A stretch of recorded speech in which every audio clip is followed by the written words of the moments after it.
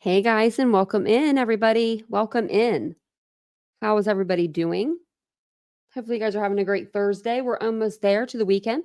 We've almost made it. Almost made it. I actually just went to go check my watch and it was dead. I was like, oh, that's something else. That's something else. I usually don't let it die, but that's okay. If you're new to the channel, hi, hello, welcome. My name is Tanya or TitaniumBuilt. You can call me either or. I don't care. I don't prefer one over the other, you know? I don't prefer one over the other. So whatever you guys want to call me. Just as long as it's not anything too bad, you know? But if you guys missed our earlier live, we did do a live over Brian Kohlberger and his hearing that he had with his new judge today. So if you get a chance, make sure you go back and review that because this new judge is a lot different than the original judge, John Judge. So, hey, Cheryl, how are you doing? Hey, Catherine, AJ's RC channel here. Mary Beth's here. She's here. She could chat tonight because she's off work. Hey, Ladybug. Hey, True Crime Lullabies. Catherine, DM. Good to see you guys. You guys are just chit-chatting it up. Hey, Graham. And Sailor. Jackie, how are you? Dark Willow. Adam and Eve Proton. Lots of lube. Lots. Lots with this guy. Hey, Wizard Walt. Hey, Seth. And apparently he needed a lot more than the regular average person would need, you know? Let me grab to get down to the bottom here. But yeah, he had a little bit of a hefty supply, and we're gonna try to figure that out. And I'm kind of wondering why.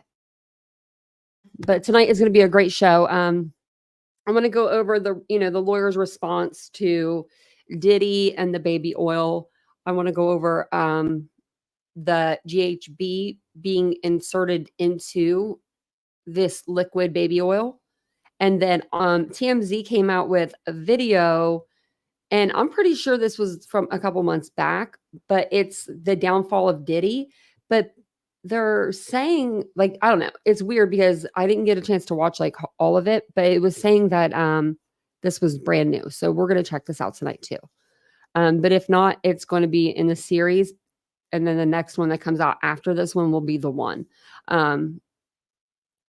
For now, but I think that this is going to be a really good video. It's going to show them raiding his home, doing all the things. So we'll go ahead and we'll get into it since we've got you guys kind of getting in here and getting settled.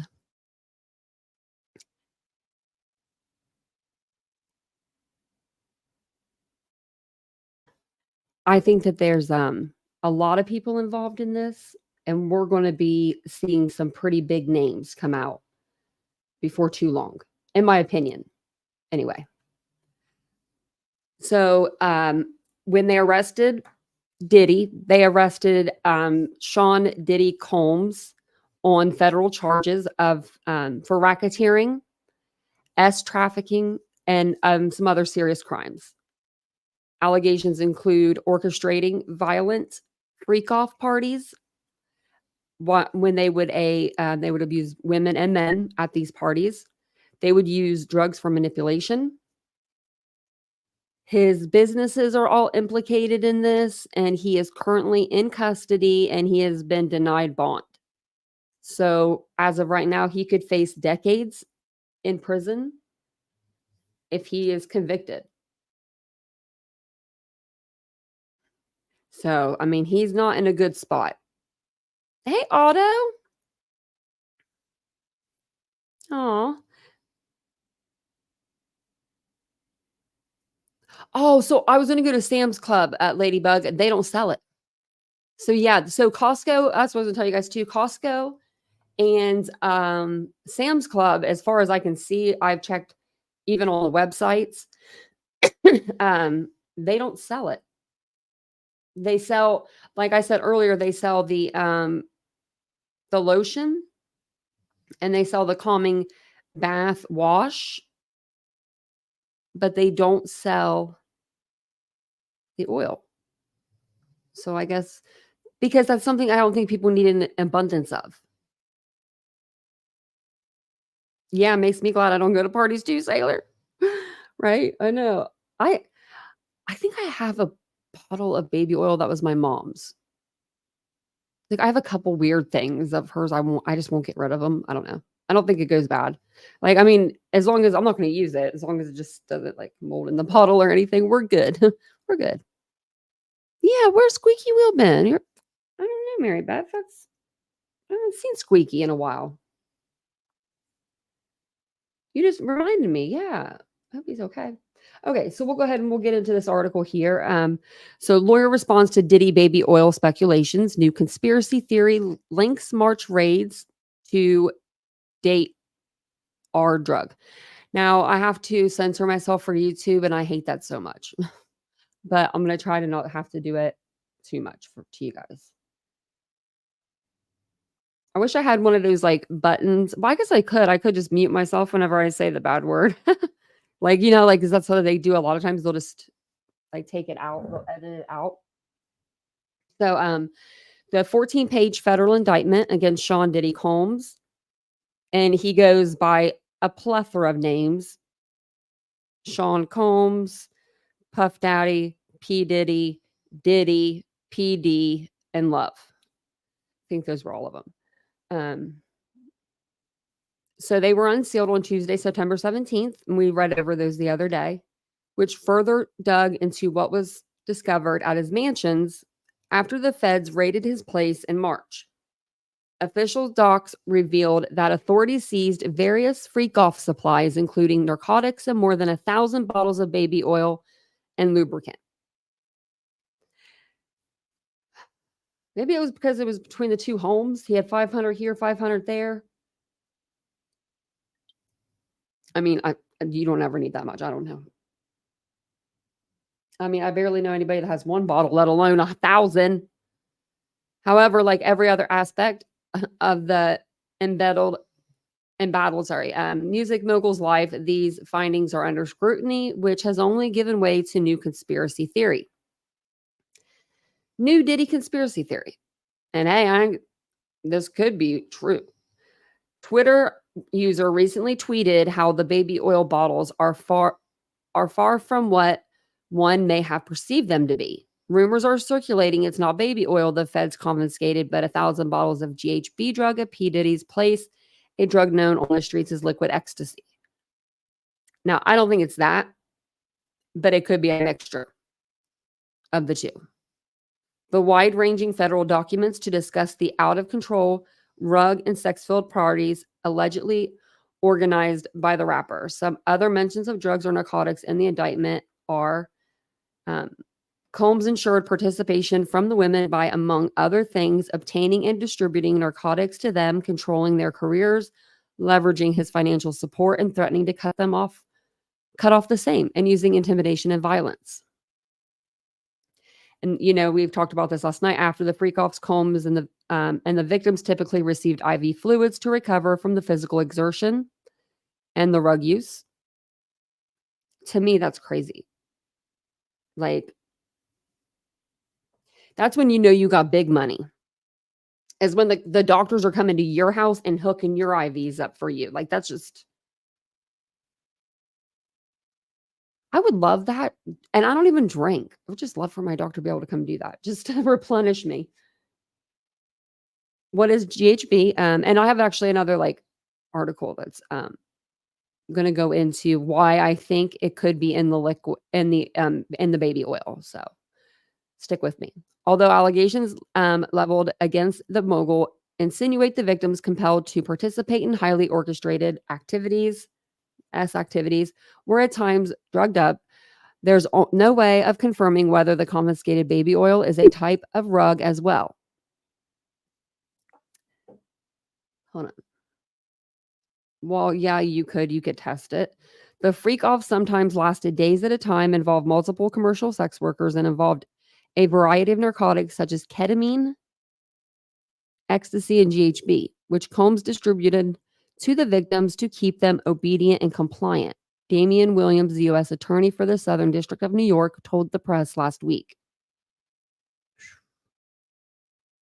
As for what GHB is, The Department of Justice Drug Enforcement Administration describes it as gamma hydrobutyric acid. The misuse of GHB and its analogs became popular among teens in the 90s for their ability to increase libido, suggestibility, passivity, and to cause amnesia, no memory of events while under the influence of the substance, traits that make victims vulnerable to sex assault and other criminal acts. It eventually notoriously gained its nickname as a date rape drug. GHB's other common street names include Easy Lay, G, Georgia Homeboy, Goo, Grievous Bodily Harm, Liquid Ecstasy, Liquid X, and Scoop. I've never heard of any of those except for Liquid X and Liquid Ecstasy. And I didn't know that was GHB. I've heard those names. But those are the only ones I've ever heard of. Meanwhile, Combs' lawyer, Mark, I can't say his last name, Agnifilio, has also spoken about why his client had a consequentially bottomless stash of lubricant and baby oil in his homes. I don't know the number 1,000 came from. I can't imagine it's thousands. I'm not really sure what the baby oil has to do with anything, he told TMZ for the upcoming documentary, The Downfall of Diddy, The Indictment. And see, that's what we're going to watch tonight. We're going to watch The Downfall of Diddy, but I don't see where it says The Indictment. So this may be the first episode that we're going to watch. When questioned if these supplies were to be used as lubricant for an group activity, the lawyer said, I don't know what you need. 1,001 of baby oil goes a long way. Yeah. I mean, if you can say that, okay. I don't know how far baby oil goes in that aspect. Let me see. Hold on a second. I'll ask Google. That's exactly what I wanted to ask. Okay, that's what I thought. Okay. I was wondering because I was like, is that even safe to use like baby oil as lube? Because like baby oil. And it says the short answer is no. While baby oil is safe to use on the skin as a moisturizer, it shouldn't be used as a sexual lubricant. Baby oil and other mineral oil products used as lubes can cause condom problems and skin irritation. It weakens the condom. No wonders why you got all that many kids. Just kidding. But, oh, wow. I just would imagine I could do a lot more than that. Yeah, I don't know. Okay. One goes a long way. His lawyer explained that Diddy has a big house and that he buys in bulk. Oh, my. Is this lawyer for real? He's paying him like a lot of money, y'all. Like, this guy's getting paid big money. I forget how much it said. I mean, just big money. Big money. I mean, out of this world money. And he's saying stuff like this. Like, he has a big house and he buys in bulk. That's your that's your answer. Okay. You might want to think about your answer next time. His it says, I think they have Costco's in every place where he has a home. Oh, you think that. You should know these things before you speak. You should never say, I think. As a lawyer, for a high profile client like this is like some freaking Tony Mathis crap. This is like some Sarah Boone representing you. Have you sat in the parking lot of a Costco and see what people walk out of there with? That's what he said. No, I don't. I don't sit in the parking lot of Costco. I go in, I get my stuff, and then I leave. Why would I sit there and watch what everyone else bought? I don't care that Martha's in there buying 14 pounds of, chicken right now. Like, what? Sean Combs has been formally accused of 3 counts of racketeering, conspiracy, as trafficking by force, fraud or coercion, and transportation to engage in prostitution. He has pled not guilty and is being held without bail. So, let me see how long this is. Oh, damn, this is really long. I won't go through all this with you. This is really long. Let's see.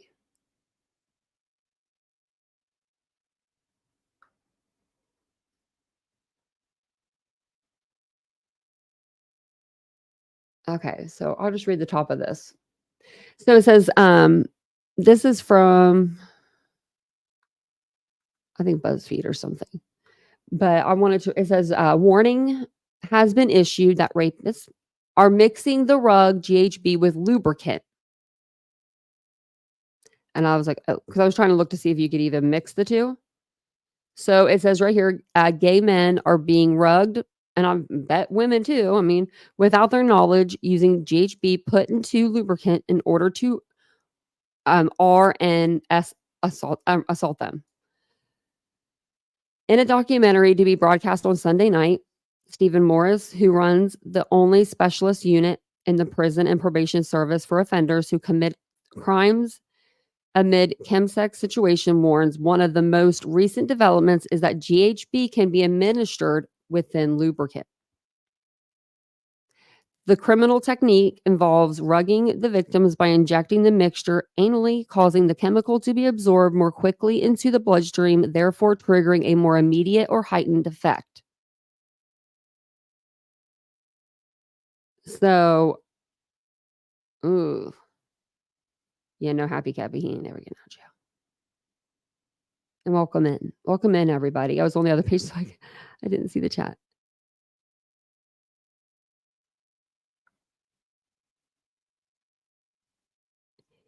He offered 50 million, 50, and his mama's house. Did you guys see that? It was like in the smallest little sentence ever. He put up his house for collateral, and then he put up his own mama's home. What kind of no? Nope. Nope. Don't bring your mama into this. You know what I mean? Unless she was doing the crap too. Then you don't do that to mama. You leave mom's house alone. You saw it, yeah, happy. I was like, oh, he did not just put up his mom's house for collateral too. Because a lot of times they put up all this collateral and then they run. It's just kind of what happens, So I didn't want that to be happening in this case. To where, the guy's own mother doesn't have a home anymore because he decided to, be weird and not go to court. So I wanted to show you guys this. I've played TMZ before. Usually it's fine. If anything, they'll just,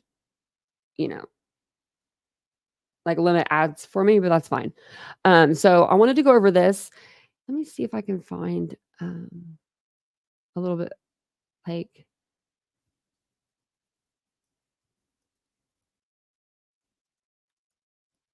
Let me see if I can find like that.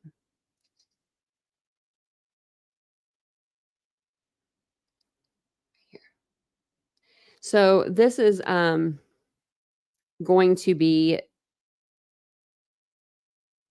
so it's a series of lawsuits and allegations have legendary rap mogul P. Diddy on the ropes.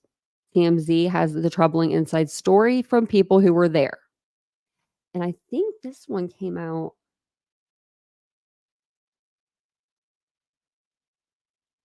Let's see. I don't know if it's like not letting me click it. I was seeing if there was another one, but I don't think there is.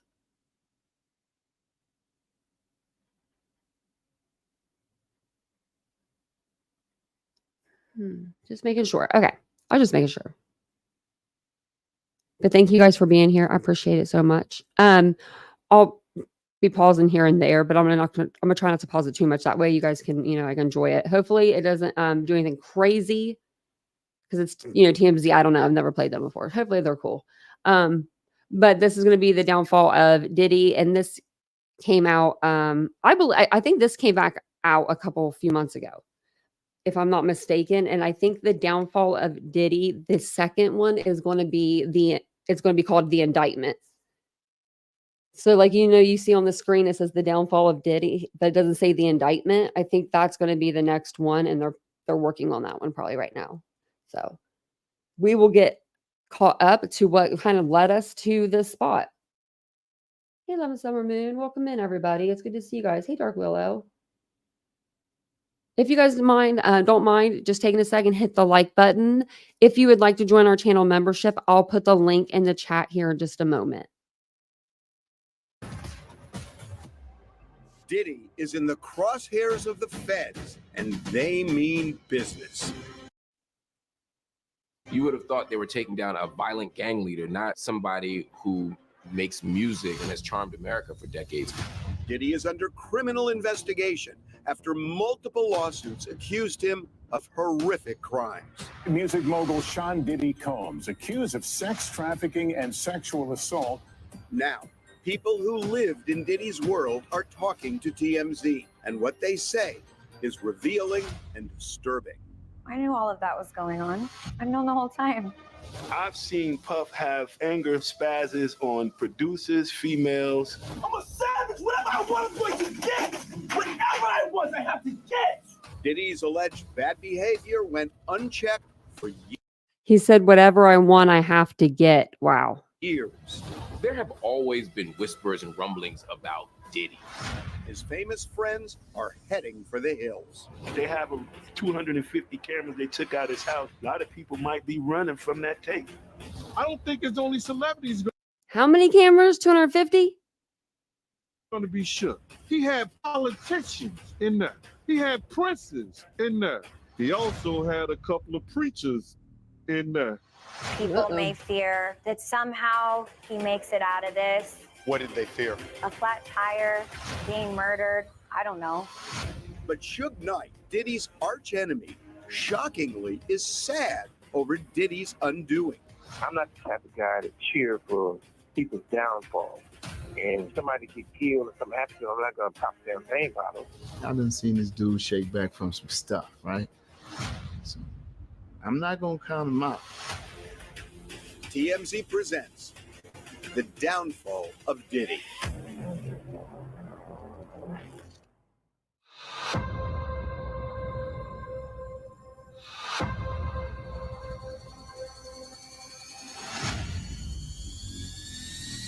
That's probably one of the clearest views I've ever seen of Los Angeles.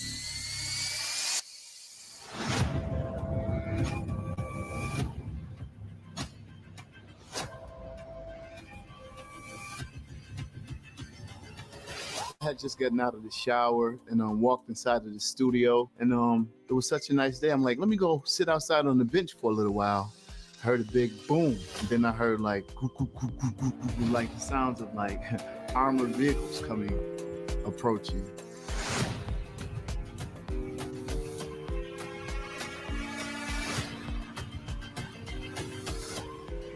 Wow.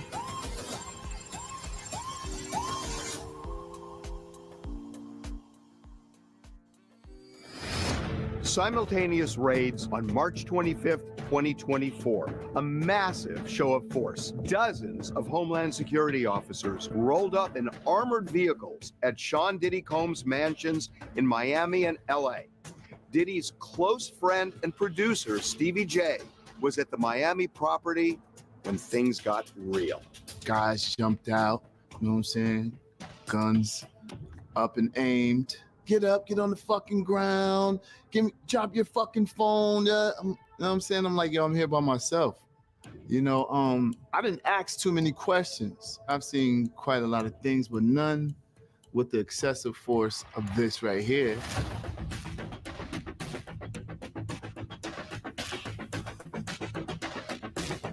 You would have thought they were taking down a violent gang leader, not somebody who makes music. He's and got appears 1,000 in bottles of movies and lube. has charmed America for decades. Breaking news, the Department of Homeland Security has just confirmed to CNN that federal law enforcement agents have raided properties owned by musician and producer Sean Diddy Combs. You can see a crowbar to get through this gate initially as well, the long guns and a multitude of people As you'll see, they'll zoom out a little bit just to see the amount of force they are using. You know him as Diddy, formerly Puff Daddy, big-time rapper, big-time producer, big-time superstar, and now the feds at his houses in both locations. Federal officers spent hours removing firearms, computers, boxes, and bags of items. Both properties left in shambles. Oh, I bet. Look at this. Wow.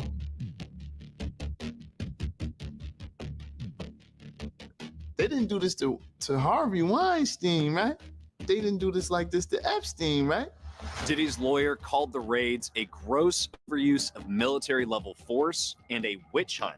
He said Mr. Combs is innocent and will continue to fight every single day to clear his name. I don't know what they're looking for or where they're Oh, man. I wonder if his kids were there. It says no, but these look like his kids right here. trying to reach. In LA, 2 of Diddy's sons, Justin and Yeah. King, were briefly detained, then Wow. released. I think Christian just got arrested, though. Again.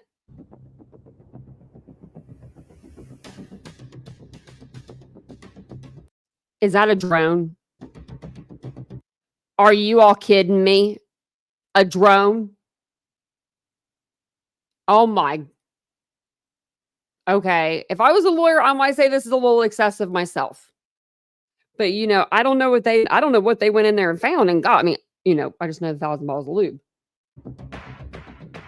A week later, Justin's mom, Misa Hilton, posted this shocking video on social media.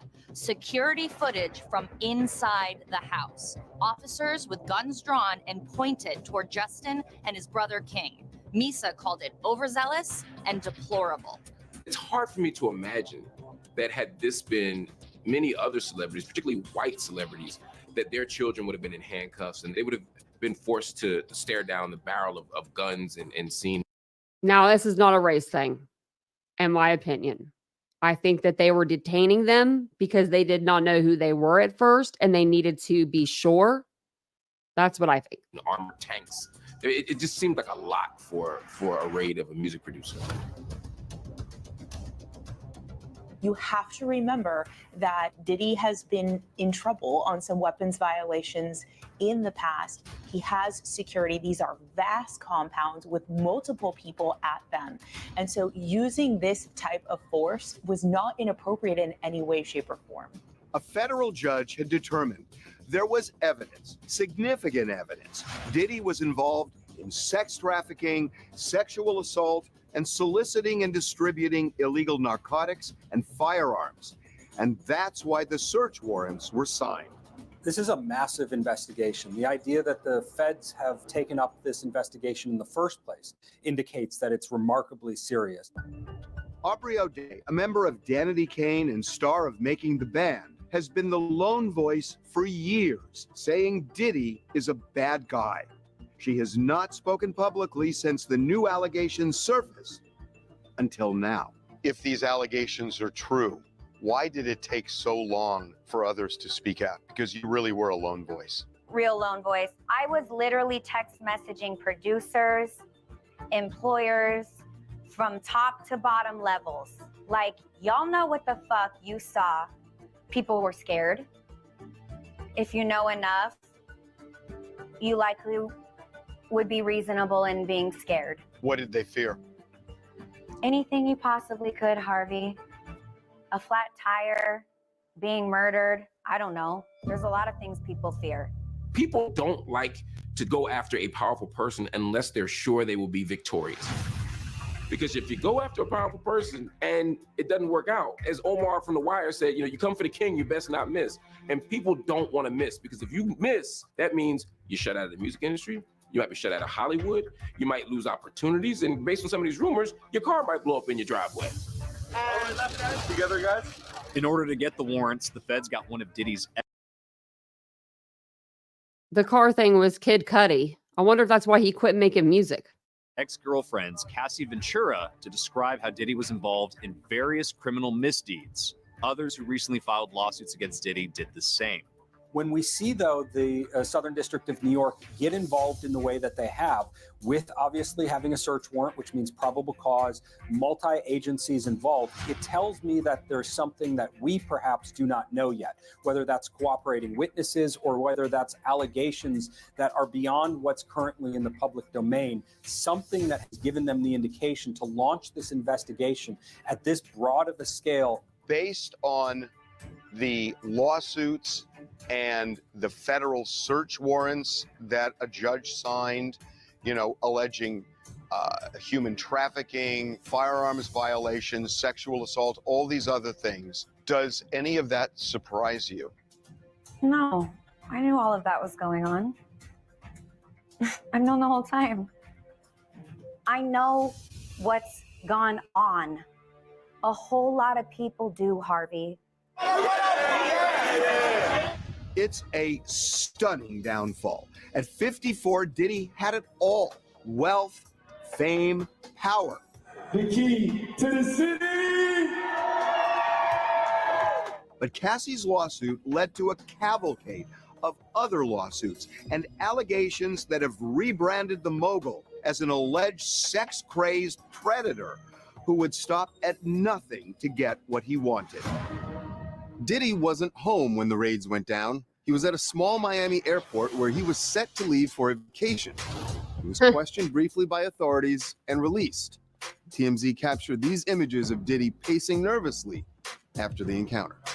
I guess you wonder what's going to happen next, Diddy. I know. Who's that? Diddy wasn't arrested that day, but a member of his entourage was. 25-year-old. Okay. This is a member of his entourage. Look at this guy. If you could think of people surrounding themselves with P. Diddy, does it look like this guy here? Because this guy here looks like somebody I went to high school with that might have been EMETH'd out of their mind. Brendan Paul is now charged with possession of cocaine and there we go. marijuana candy. What's up? Oh, there we go. What's up, Puff? How you doing, man? How you doing, Diddy? You doing love? Good. How y'all doing? They couldn't. Never mind. Good, man. Here's the thing. There were rumblings about Diddy's bad behavior for years, from drugs to physical abuse to guns. But none of it derailed his success. He seemed invincible.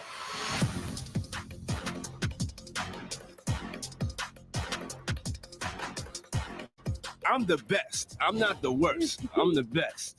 You know what I'm saying? I've had my different things and point of views and stuff like that in the past, but I'm cured now. I'm love and everything. Who let you walk out of the house in that? How many princes on here? We've got color block on one side with the brown and the mustard. We've got the leopard or whatever print, cheetah print. We've got the fur.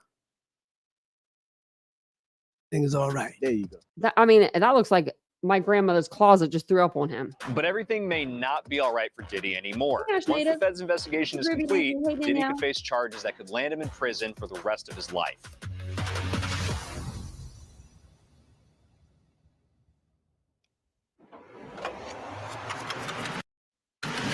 Music mogul Sean Diddy Combs accused of sex trafficking and sexual assault in a lawsuit filed in federal court here in New York. Cassie describing the music mogul as a vicious, cruel, and controlling man, saying she was trapped and held down by Combs. Cassie Ventura was Diddy's on and off again girlfriend for a decade, and her allegations turned Diddy's world upside down.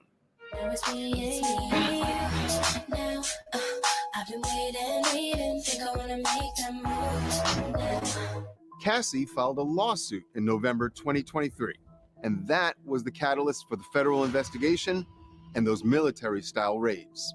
How unusual is it for the feds to kind of have their eyes opened by civil litigation, which seems to have happened here? Well, it's certainly important for the feds, the Department of Justice, to have their eyes open to what's going on around them. with the Department of Homeland Security involved, that indicates that this goes beyond the border. And that tells me that the Department of Justice and the investigators in this case may have inclinations or information about that has led to the massive scale of this investigation. Yeah, I don't think it's just Cassie for was like a some 19-year-old lube. singer when Diddy signed her to his Bad Boy record label shortly after they met. I wanted everybody to meet Cassie. When I saw her and I met her, that's what kind of made me like really fall in love with the project, because I saw something more than just records. Cassie's self-titled album was released in 2006. About a year later, her relationship with Diddy became romantic. In her lawsuit, Cassie claimed Diddy quickly lured her into an ostentatious, fast-paced, and drug-fueled lifestyle. She said Diddy gave her copious amounts of drugs, including opiates and ecstasy. Wow. There you go. Show her to Cassie right here, guys. And together, guys, right here, Cassie. Cassie claimed Diddy was often violent, forced her to carry a gun in her purse. She says in 2012, Diddy became enraged when he heard about a brief relationship she had with rapper Kid Cudi during a rough patch with Diddy. Diddy threatened to blow up Kid Cudi's car. Kid Cudi confirmed his car had been blown up in his driveway.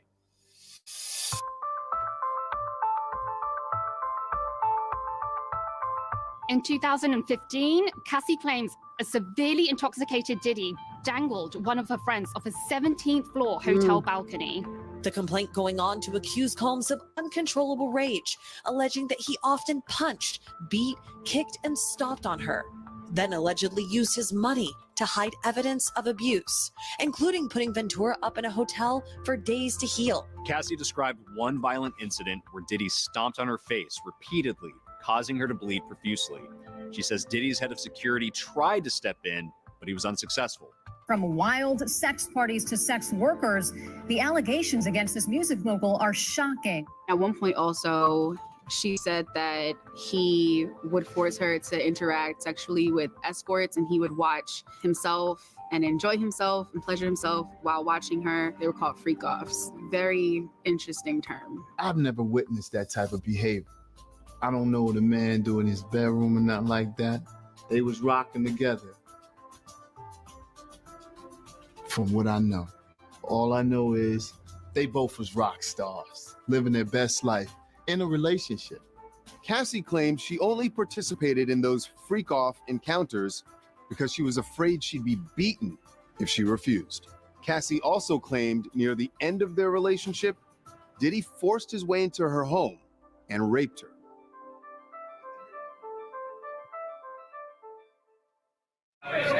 Side note on Cassie, she is married now to a new gentleman, and she has 2 beautiful kids. So she seems to be doing really well.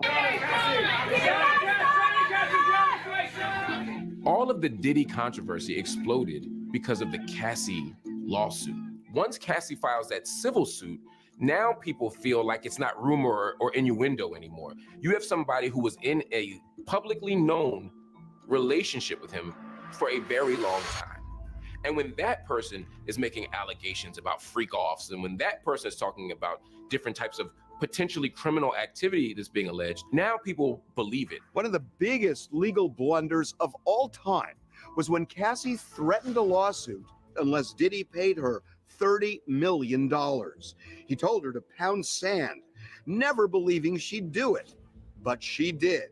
Diddy's lawyer insisted Cassie was blackmailing his client, but that lawsuit opened Pandora's box. Social media, especially TikTok, went crazy. And in a nanosecond, Diddy's reputation was trashed. Ooh, Diddy, you are in trouble. The stuff that he made her do is sick. I hope Cassie gets the justice that she deserves. Diddy, you are going to prison. Honey, Cassie has bought the receipts on Diddy, honey, and she's suing him for the things he's done to her. Diddy tried to stop the bleeding by settling with Cassie just a day after she filed. His lawyer said it was not an admission of wrongdoing, but the damage was done. Diddy's most egregious and fatal error strategically was not settling with Cassie behind closed doors. If he settles with Cassie behind closed doors, there's a good chance that none of this controversy is happening. There's a good chance that other You should have people offered her wouldn't 20 mil. have their own lawsuits pile on. There's a good chance law enforcement wouldn't have had their radars activated by all the allegations of illegal activity. There's a chance that Diddy would just be living his normal billionaire life right now. What more do I have to do, Agreed. man? Look at my hat, man. Look at my hat. Look how I show up on the Amalfi Coast, B. It looked like she put so much information out into the streets that embarrassed you that you didn't want any more of it to come out. And because of that, Diddy looks more guilty than he did had he just settled behind closed doors from the beginning. If she said that he did it, he did it. Did you read the things that he did to her? P. Diddy going to jail. Yeah, he going to jail. When the lawsuit happened, it started a domino effect, but also what was said in the lawsuit was really the part that took people by surprise because of the rape allegations, of the sex trafficking allegations, of the abuse that she went into detail about. It was very much like, oh, this is definitely the one that's going to shake the table and shake its foundation. Suddenly, it was like everyone We may have to read over hers was too. just coming out of the woodwork. I was sick. I was sick of you. I was sick of everything that was going on around you. I was sick of having to cover up everything that you did. When Cassie found the strength to use her voice and speak her truth, it gave other people the courage to do the same. And I think that's also just kind of how this reckoning came to be. If one person has a power and has the ability to be honest and tell their story, then it allows other people to do the same. In fact, at least 3 other women came forward and filed lawsuits. Joy Dickerson-Neal claimed Diddy drugged and sexually assaulted her 33 years ago and secretly recorded the encounter and then shared it with others. Liza Gardner claimed Diddy raped her and a friend in 1990. And another woman who refused to be named claimed Diddy and 2 other men gang raped her when she was just 17. Diddy is now facing another very serious lawsuit. And, you know, this all started with the Cassie lawsuit. And then there were 2 more accusers. An anonymous accuser, as a Jane Doe, filed it in federal court today. And her allegation goes back to 2003. It was bad for Diddy. Wow. 4 women had come forward within 3 weeks in November and December 2023. Diddy himself finally released a statement saying, and this is a quote, "Enough is enough. For the last couple of weeks, I have sat silently and watched people try to assassinate my character, destroy my reputation and my legacy. Sickening allegations have been made against me by individuals looking for a quick payday." Diddy's response to all of these lawsuits has been, they're coming after my money. Everybody's an extortionist. That's not entirely untrue. I mean, everybody connected to him in these lawsuits has made money off of him. They've expected payment from him. But because somebody pays your bills doesn't mean that they're entitled to do harm to you. It doesn't mean that they're entitled to exploit you or abuse you or otherwise mistreat you. So yes, people might want more money from you, but it doesn't mean you're off the hook. New allegations of sexual harassment and assault against Sean Diddy Combs. On February 26, 2024, yet another lawsuit was filed against Diddy, this one from Rodney Lil Rod Jones, one of Diddy's former producers and videographers. And the allegations were even more shocking. He is alleging groping, fondling, grooming, and he goes on and on about going to a party where he says he was drugged and allegedly raped. Rodney Lil Rod Jones worked with Diddy for about a year starting in 2022. He claims he recorded hundreds of hours of video and audio of Diddy, his staff, and others engaging in serious illegal activity. Everybody's just telling me what he's allegedly capable of, and, you know, it's very scary for myself, and, you know, it has me worried about my kids and, you know, just sleeping with anxiety and different things like that. So just moving forward, just want to pause on everything until we know that it's clear and safe for me to come back outside of work. Jones claims he has irrefutable evidence depicting, among other things, Diddy's illicit drug use and unregistered firearms. Jones also claims he witnessed Diddy and other famous rappers consorting with underage girls and sex workers. And the lawsuit alleges Diddy kept 3 sex workers on a monthly retainer, including Daphne Joy, who has a son with Diddy's nemesis, 50 Cent. Daphne denies the claim. 50's so happy about this right now. And here's the clincher. Jones alleges he was repeatedly sexually assaulted by Diddy. It's usually rare that a male will step forward and accuse someone of sexual assault and, you know, participating in freak offs and things of that nature. When he came forward, it definitely added to the disturbing claims that Diddy was already up against. It's just now from a male perspective, as someone who worked closely with him on his last album. What's up, Diddy? I want to tell anyone out there watching, this is not about his sexuality.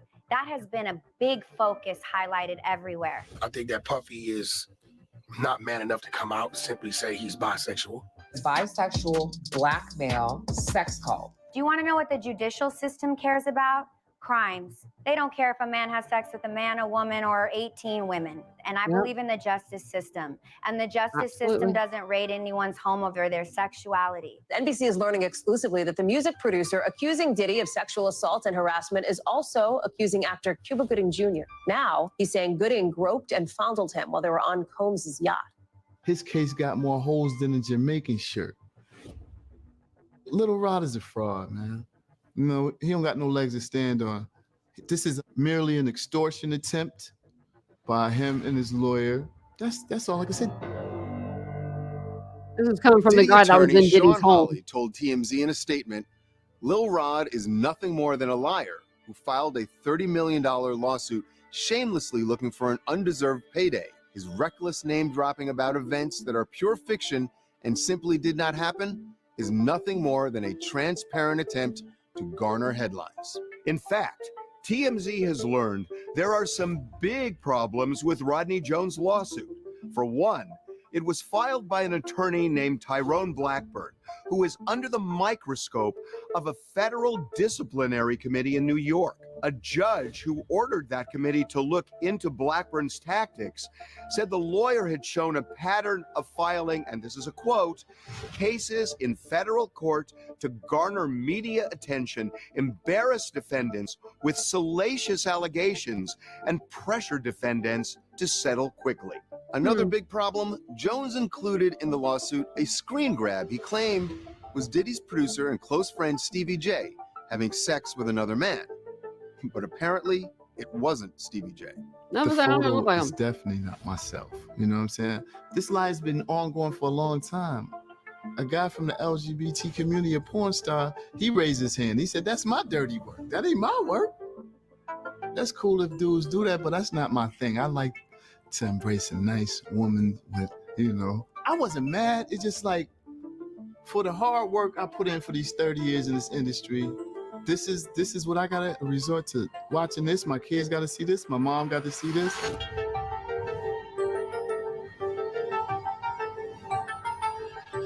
It seemed much more like a You are with the company you keep, you know. So tell-all rag book than it did an actual civil lawsuit. When you combine how bizarre the lawsuit looked with his attorney being a little bit sketchy in terms of the kind of cases he takes up, it felt like it could be a bit of revenge combined with legitimate concern. With all the allegations and a federal investigation that seems to be closing in on Diddy, you'd think it's over for him. But don't count him out just yet. Diddy has dodged bullets before, and lots of them. This is not Combs' first run-in with the law. He was arrested in April for assaulting a record executive. Combs testified before a grand jury this week. Combs was arrested at the university's Acosta Athletic Training Complex for assault. He also had run-ins with the law, accused of assaulting a photographer. He's been having controversy since the early 90s, and he's never been convicted of any serious crimes. He's been lots of allegations, lots of accusations. His first bout with trouble was way back in 1991. Diddy co-promoted an event in New York City. The number of folks who showed up was nearly twice the capacity for the venue, resulting in a stampede that led to 9 deaths and 29 injuries. The things I deal with can no way measure up to the pain that the families deal with. And I just pray for the families, and I pray for the children that lost their lives. Diddy was at the center of a violent incident again in December 1999. And this time, one of the biggest stars on the planet would be pulled into the fray. Police say Lopez and Combs were picked up along with his bodyguard and driver, fleeing a shooting in a Manhattan nightclub that left 3 people injured. Diddy was dating Jennifer Lopez. One night, he took her out to a New York City nightclub when all hell broke loose. So essentially, J-Lo and Diddy were out partying with a couple of his friends, their friends, Shine, another rapper, and an altercation ensued. Shots were fired. I feel terrible that people were hurt that night. Puffy's talking about the shooting inside Club New York in the wee hours of Monday morning. 3 people were shot. None of them received life-threatening injuries. Police say after the shooting, Puffy and his equally famous girlfriend, actress-singer Jennifer Lopez, fled in a Lincoln Navigator. 3 people were shot and injured. Diddy, J-Lo, and a bodyguard named Anthony Wolf Jones were later arrested, charged, and hauled into jail. Mr. Combs feels very confident. Mr. Combs is not guilty. He is focused. He wants the trial to start, and he is confident that when it's over, we'll be standing out here telling you that he's just been acquitted. Diddy was found not guilty. Shine was convicted of assault and reckless endangerment. He served 9 years in prison, but questions linger. Was it actually Diddy who pulled the trigger? And did Shine just take the fall? I literally watched them pull out the guns. I've had a clear point of view. I mean, for God's sake, I got shot in my nose. I was facing them directly. I watched everything occur and have described it, vehemently to all parties involved. I have 9 bullet fragments remaining in my face. Diddy arrested for making terrorist threats at UCLA. It involves his son. It involves a very famous football coach and an altercation that ended up with Diddy holding a kettlebell. And the question, was he trying to hit this coach with a kettlebell or was he trying to defend himself? The one thing you got to do is you have to be there for your kids 110%. So as a father, if you feel, or a mother, anybody can relate to if you feel like you have to go and straighten something out for your child. Was there a kettlebell involved? I went there to communicate. Diddy was charged with 3 counts of assault with a deadly weapon, 1 count of making terrorist threats, and 1 count of battery. But the DA wound up dropping the case. He kind of just has a way of getting out of very tough situations, and he's been doing so for decades. Rapper and songwriter Mark Curry worked with Diddy for nearly a decade and says Diddy definitely has an ugly side. I've seen Puff have anger spazzes on producers, females. I'm a savage. Whatever I want, I'm going to get.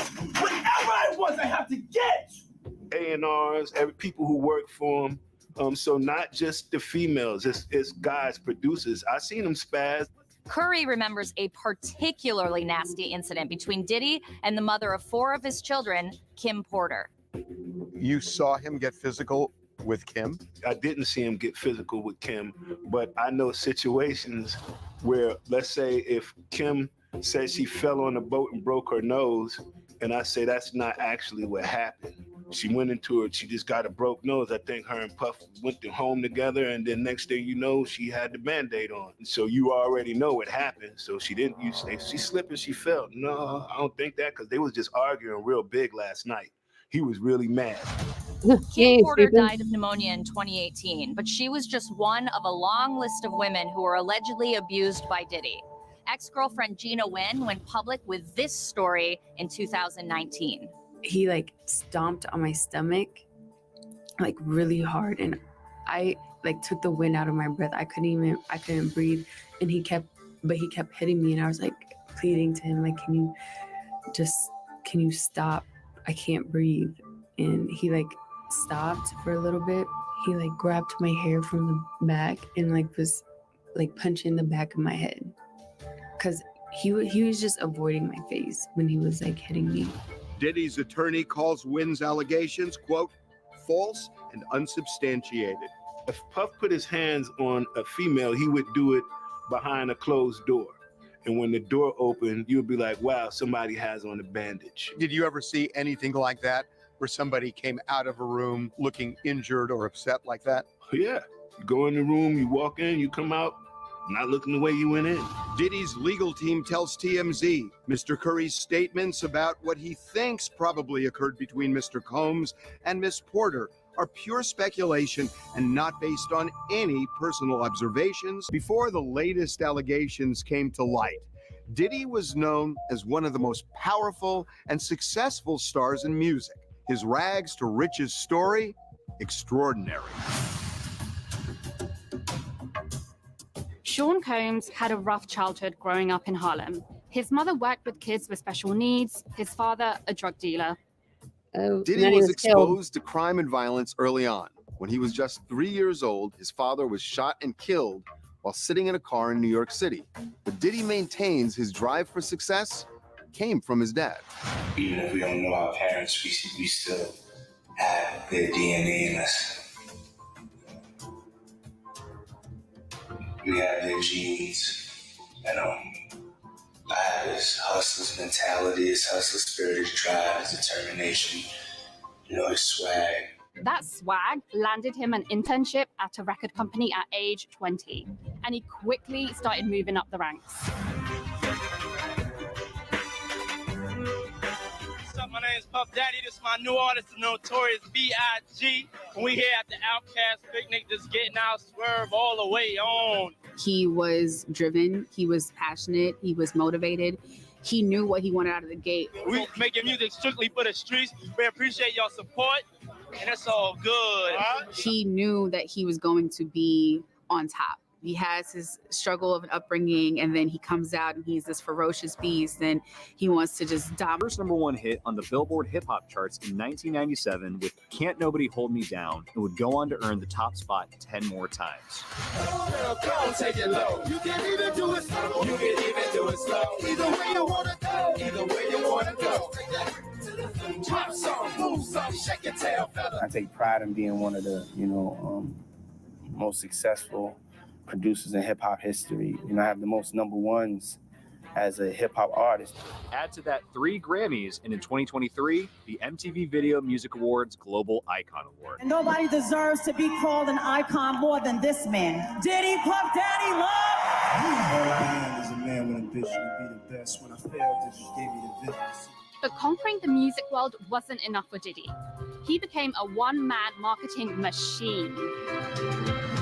Your collection is great. His rap game was terrible. You're watching Revolt. Revolt. Revolt. Revolt. It's a revolution. Ciroc is for the culture. I feel like he always knew in the back of his mind, like his end goal was to be a mogul. All this has made Diddy very, very rich. His estimated net worth close to $1 billion. Big ball, Diddy! Oh my God! Diddy has lived a life of extravagance. Multiple homes, planes, Black excellence. yachts, cars, and of course,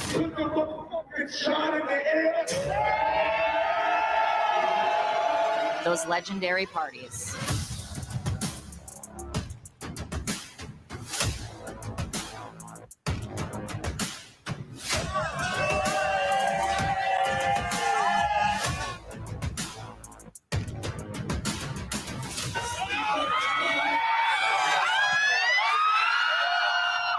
Hang out and watch him throw parties. Sure, he famously threw his white party out. He would throw a party. One point, I went to Philly, followed him all the way to Philly. He threw a party, and he said, "Yo, Playboy, this party costs $1.5 million." They're actually fun parties. A lot of famous people, star-studded. You'd be sometimes amazed by some of the people that you see there. Some of the people who attended the parties have said that there was a lot of sex during these parties, and that kind of opens the door to some of the allegations that we've been reading about. What about that? So there was a lot of sex, but it didn't happen at the party. It was after parties, not necessarily at the party. Now, what time would your party start, let's say? Like 9:30. Really? That early? Yeah. I could make that. Yeah. But I could think of you of starting a party at like midnight. Like, what time will it go till? That's a different type of party, though. Uh-huh. No, I mean the after party. No, I know about them. There have always been whispers and rumblings about Diddy. The whisperings and rumblings, though, weren't about criminal activity. They were simply about his party lifestyle. They were about his social activities and maybe even his sexual activities. There's always been whispers and rumors and innuendo, but like many things in Hollywood, it was on a need-to-know basis. Those who knew, and many fans and everyday people, especially before social media, were completely in the dark about what was going on. What up, boss? How's it going, sir? Nice to see you, sir. Easy. Over time, however, we've come to see more, hear more, and know more.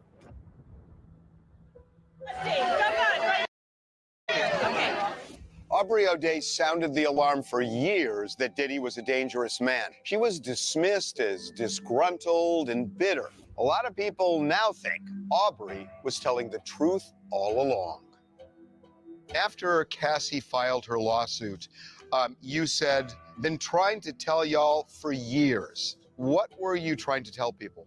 That Diddy was not a safe human and that you should be careful if you're planning on entering any type of relationship with him, from business to personal. And this was based on your personal experience? Yes. Did he ever mistreat you? Yes. Have you ever seen Making the Band? Yeah. Did he ever mistreat you is the funniest question I think I've ever heard. Of course. Aubrey worked under Diddy for close to 5 But years. they didn't as a say that member at the of time, girl you know? group Danity Kane. Hey, y'all look over this way, please,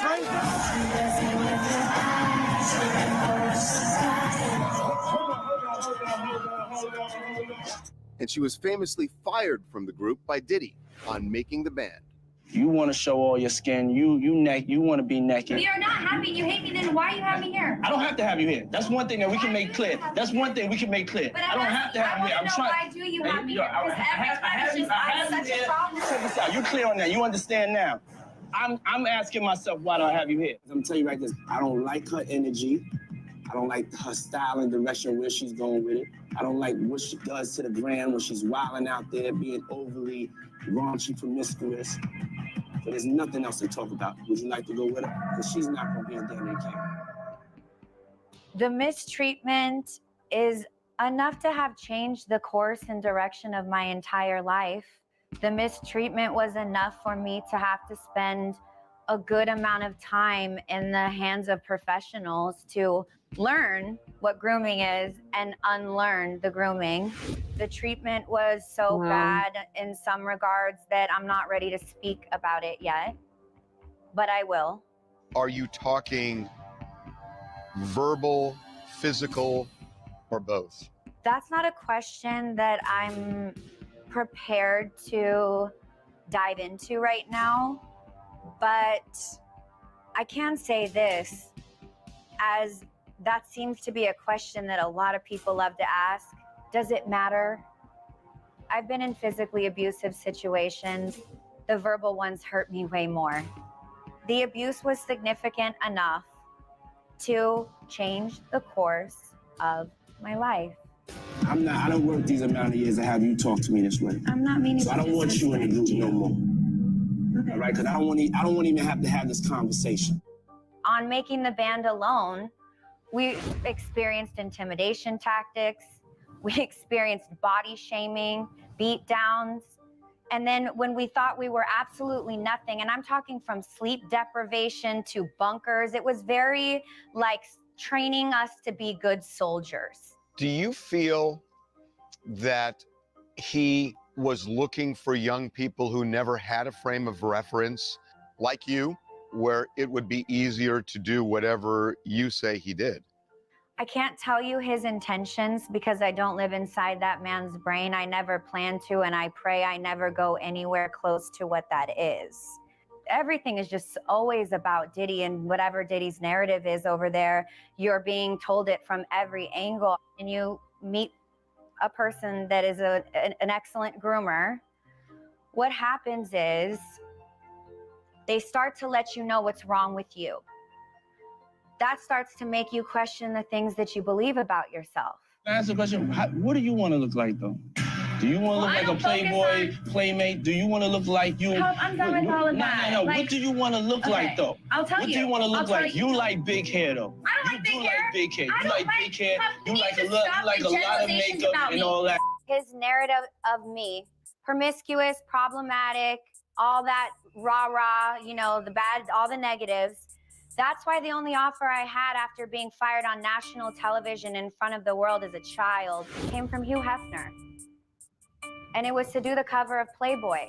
I had to work very hard to get anyone to give me an opportunity. I notice you have a Danity Kane necklace on. I'm just wondering how you process Danity Kane, which in so many ways gave opportunities, but is so connected to Diddy.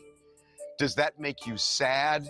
Can you distinguish between Diddy and your success there? Or is it all just so intertwined? Complex question, quickest answer. If you do enough work on yourself, you can get to a place where you will be able to distinguish yourself from abusers and toxic situations. Anyone out there that has gone through that or is in that right now, please hear me. Resonate with me in this moment. You can distinguish every piece of it. You can separate them and you can pick what parts you are going to carry with you into your future. So I wear this necklace for my ladies out there. I think it's because we were surrounded by a team of men. And I don't know that any of those men ever had our best interest at hand. Last September, Diddy did something to counter some of the rumors he was a monster. I read that you are going to actually give back the publishing rights to a bunch of artists on your label, which is incredible because it's happening at a moment that actually those rights are going for a very high dollar, and many people would keep that money for themselves. Yes, us as a people have to look within and do the right thing. So it was just the right thing to do, and it's reform for the industry and reform for just us as people. Well, you're an incredible human. When TMZ ran the headline, and I have a screenshot of it because I do want to call you out. I received the publishing deal. I know what it says. I know how much money it was giving me. I'll tell you, $330. $300.30 for a full release of all claims against Diddy and many other players. Never can disparage Diddy on any social media site, on any podcast, Keep your on money. any format. Never have any rights to any claims again over any type of wrongdoings with your music or with any of these parties listed. Once you sign it, in fact, it said, you can never mention the existence of this contract ever again. What do you think was behind him making a move to return rights for so little at this point in time? What do you think his motivation was there? Keep people quiet. I think you would probably be making moves to keep as many people quiet as possible. When I went to look at the publishing deal, it said anything but I'm being made whole financially again. In fact, it asked me to not be able to have access to my story and my experience anymore. It asked me $300. specifically to stay silent and never speak poorly about a human. So then I realized something really bad is coming because this isn't a man that was reformed. I'm just not who I am before. I'm something different. Oh, that's so my new name is Love. Do you know what the word love means to everybody? We live and die to find a human on this earth that will genuinely love us. The man took the most beautiful, precious, unreachable words, livable, lifetime words, and put it in his fucking name. Had his publicist send you a lie or a reformation of the truth, and everybody maybe signed it and can't talk. I don't know why no one else is coming forward and talking about this, frankly. How do you describe yourself? I'm vivacious, eccentric, and I'm a Scorpio. What's one misconception about you? There are no misconceptions about me. There's no doubt the conversations around Diddy have changed significantly since Cassie's lawsuit came out. and things that may have seemed innocent in the past are now being looked at in an entire... Look at this little Justin Bieber. Like, look how young he looks. I mean, I know he's like 14 or 15 in this, but like he looks like he is like 11 or 12. entirely different way. You know, where we hanging. You know what kind of error a kid is going through when they go through the long hair error. You know what I mean? Like they're usually middle school, very young. Now what we doing, we can't really disclose. But, right, still have some baby teeth in there. A 15-year-old's dream. A video of Diddy with a then 15-year-old Justin Bieber surfaced. It was taken while Bieber was visiting Diddy's home. And given all the new allegations, it seemed, well, a little weird. He signed to Usher. I'm signed to Usher. I had legal guardianship of Usher when you know he did his first album. I did Usher's first album. I don't have legal guardianship of him, but for the next 48 hours, he's with me. So and we gonna go full crazy. Going crazy. Speculation as to what he saw at Diddy's home ran rampant on social media. Did P. Diddy groom a very young Justin Bieber? And people say it almost looks like Justin Bieber didn't want to be there. It looks like it was completely scripted, and P. Diddy looked completely suspicious. I think it's clear that Justin Bieber definitely looks uncomfortable. Watching it gives me personally a very weird pit in my stomach, especially watching it through the lens of all of the accusations against Diddy right now. A few days later, a second bizarre video emerged of Diddy and Justin that just added fuel to the fire. Selling out arenas and everything, starting to act different, huh? You ain't been calling me and hanging out the way we used to hang out. Well, I mean, you try to get in contact with me, through all my, partners and whatnot. But you never really got my number, so. Okay. My number? Then another video resurfaced and raised eyebrows. Usher talking to Howard Stern about what he saw when he moved in with Diddy when he was just 13. His manager sent him there to learn what life as a star was all about. I went there to see the lifestyle, right? And I saw it, and it was, but I don't know if I could indulge and understand what I was even looking at. Biggie Smalls was there. Biggie Smalls was there. Lil' Kim, Craig Mack. All these people are hanging around. Yeah, man. Faith Evans. Jodeci, Mary J. Blige, they ain't know nothing about this shit. Oh, I was having a good time, you know what I mean? But Usher later expressed concern about what he was exposed to when he was living with Diddy. I mean, I'm 13 years old.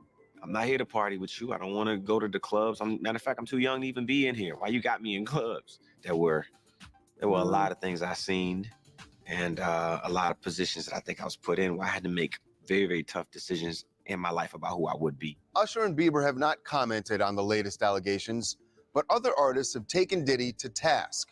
50 Cent, who's tangled with him for years, tweeted, "It's not Diddy do it, it's Diddy done." He's corny. He's Uncle Tom. That's who Curtis is.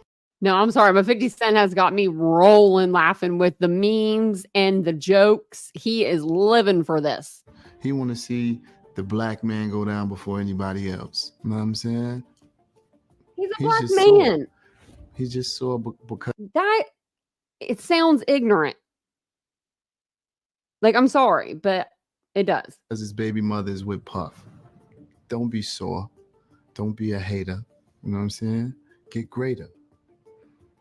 He's got kids with her. Looks like him, he's just a troll.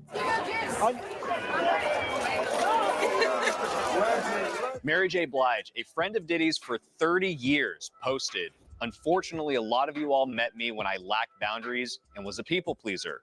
Let me reintroduce myself. I burn bridges as needed," apparently referring to her own experience with Diddy.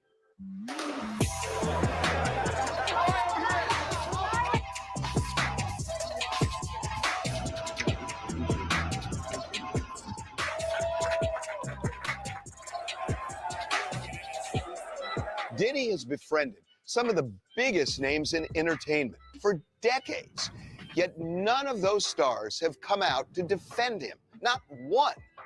That may say less about Diddy and more about Hollywood. Hollywood is eerily and noticeably quiet about all of the Diddy move controversy right now. And I think it's a very simple reason for it. And that is people in glass houses don't want to throw stones.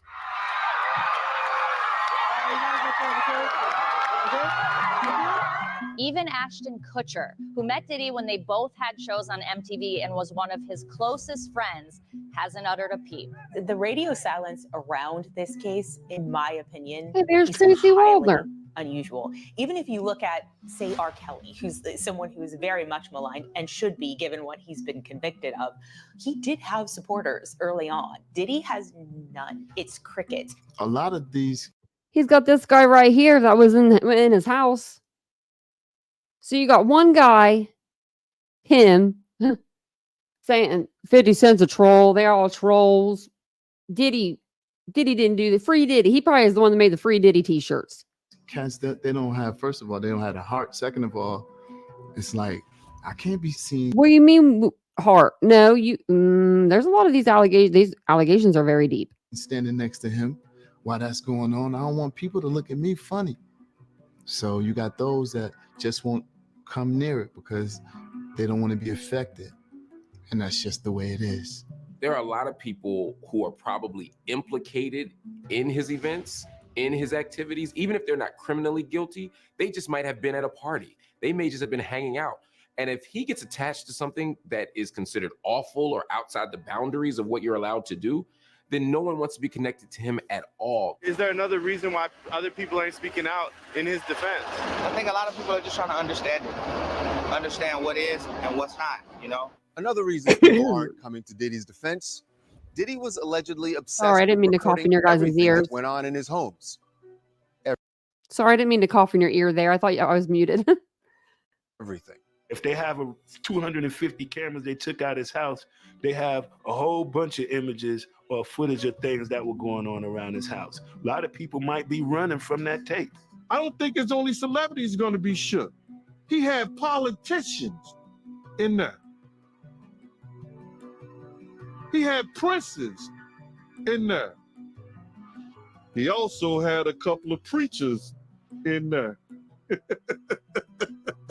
Diddy is a powerful person. You don't get to be a billionaire without being powerful and without being connected to powerful people. So Diddy knows politicians, entertainers, philanthropists, academics, you name it, he's connected to them.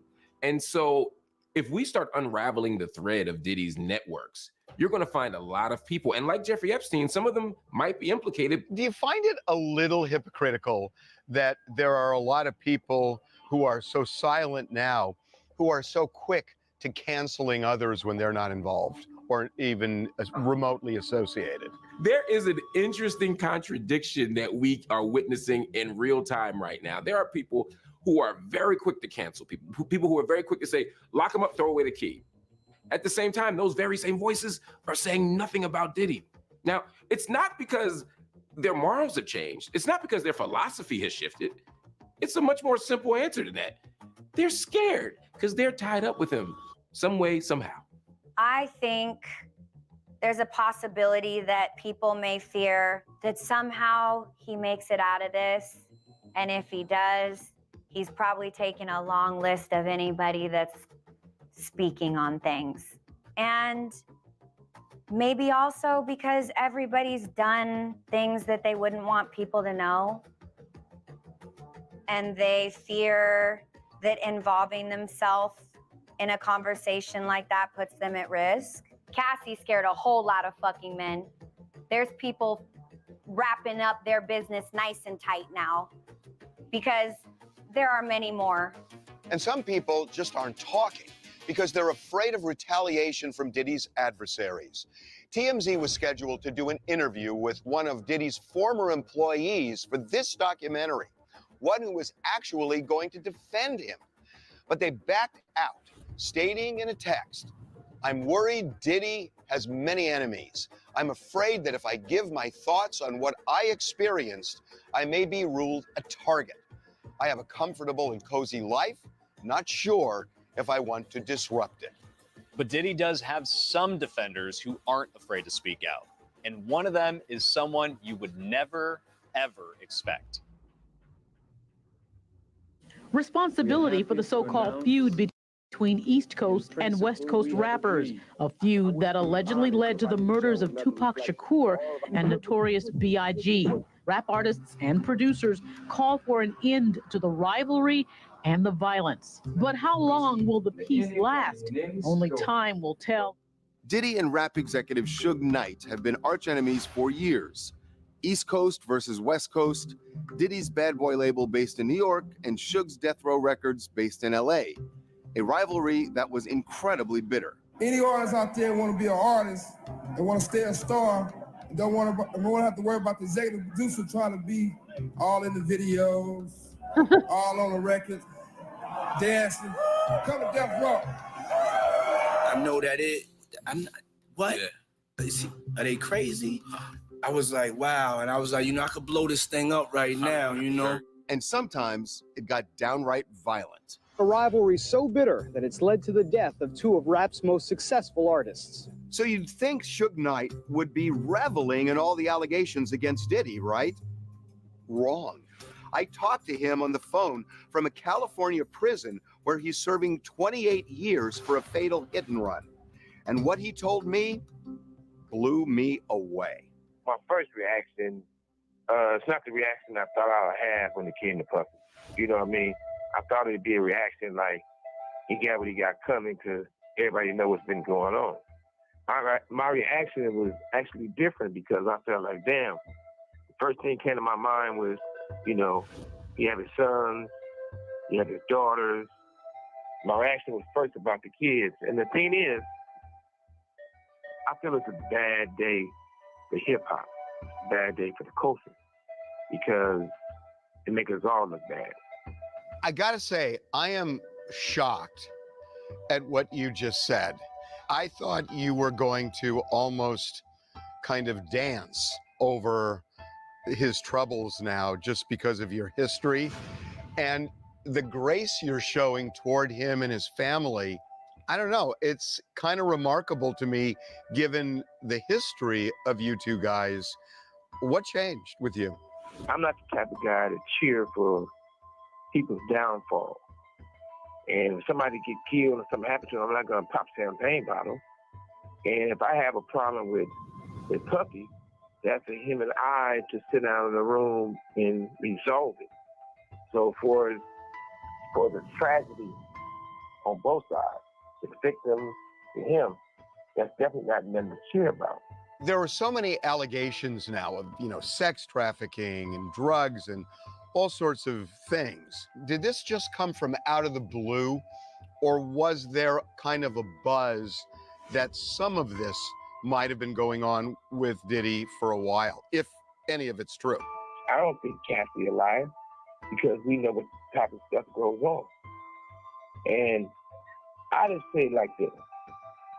I don't think Puffy needs to be destroyed or hung or put to death or I think that Puffy or if it's me or anybody else, we should be able to tell our truth. By telling our truth, we can't change the past, but we can help the present and we can help the future. So if Puffy tells his story uncut, he can help everyone.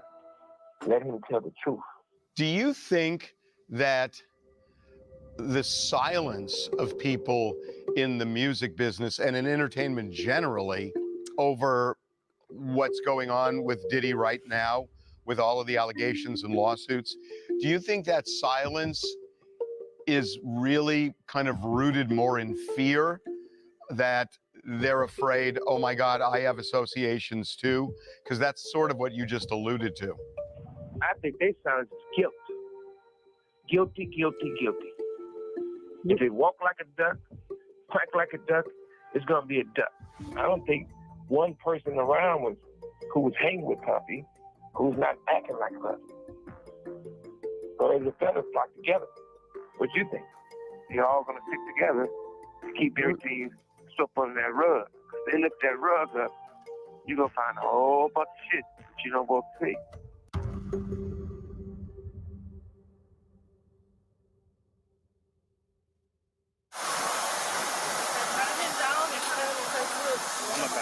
One person who could literally hold the key to Diddy's future and freedom is a young man named Brendan Paul. Brendan was the only person arrested and charged on the day of those raids back in March. Authorities say they found cocaine and marijuana candy in his luggage at the airport where Diddy was questioned. According to Rodney Jones' lawsuit, Brendan is Diddy's drug mule, who allegedly acquires and distributes Mr. Combs' drugs and guns. Jones also claims Brendan was responsible for paying prostitutes. Like, that guy could push that much stuff? Like, that guy is pushing that much stuff? I mean, he's very unsuspecting. Very unsuspecting. Good. I guess that's what you want. For the freak-off parties. I'm particularly interested in Brendan Paul because he's 25 years old and he's allegedly the one who's obtaining drugs for P. Diddy. It's interesting, such a young guy. I don't know if that indicates that P. Diddy's organization is as large or as complicated as perhaps the feds would need to make it out to be. One more time, Only 2 years out of college, Brendan became part of Diddy's inner circle. On social media, he's seen celebrating at Diddy's latest album release party. Brendan's one of Diddy's assistant. We used to play ball together, kick it. Producer, has an artist. He's a pretty cool dude. He and Diddy, you know, he was Diddy's assistant. I mean, he was with him all the time. So they had a cool little, you know, relationship, a cool little brotherhood. Brendan was released the day after his arrest on a $2,500 bond. His attorney has refused to comment on the case, but given his proximity to Diddy, authorities are no doubt interested in what he saw behind closed doors. The feds are going to be looking for anybody close to P. Diddy or whoever their targets are in this investigation to essentially turn on the people that they're most focused on. So they're going to be looking to cut deals. They're going to be looking to grant immunity deals. They will be looking for those people around the center of the orbit to turn on their targets.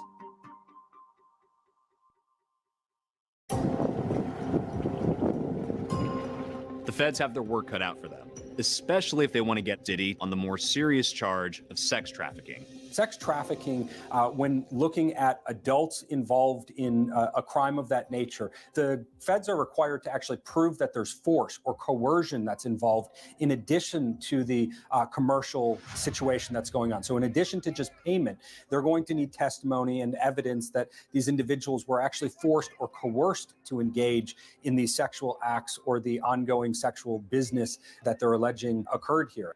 I have heard the stories regarding Diddy having prostitutes that willingly want to go with him across state lines.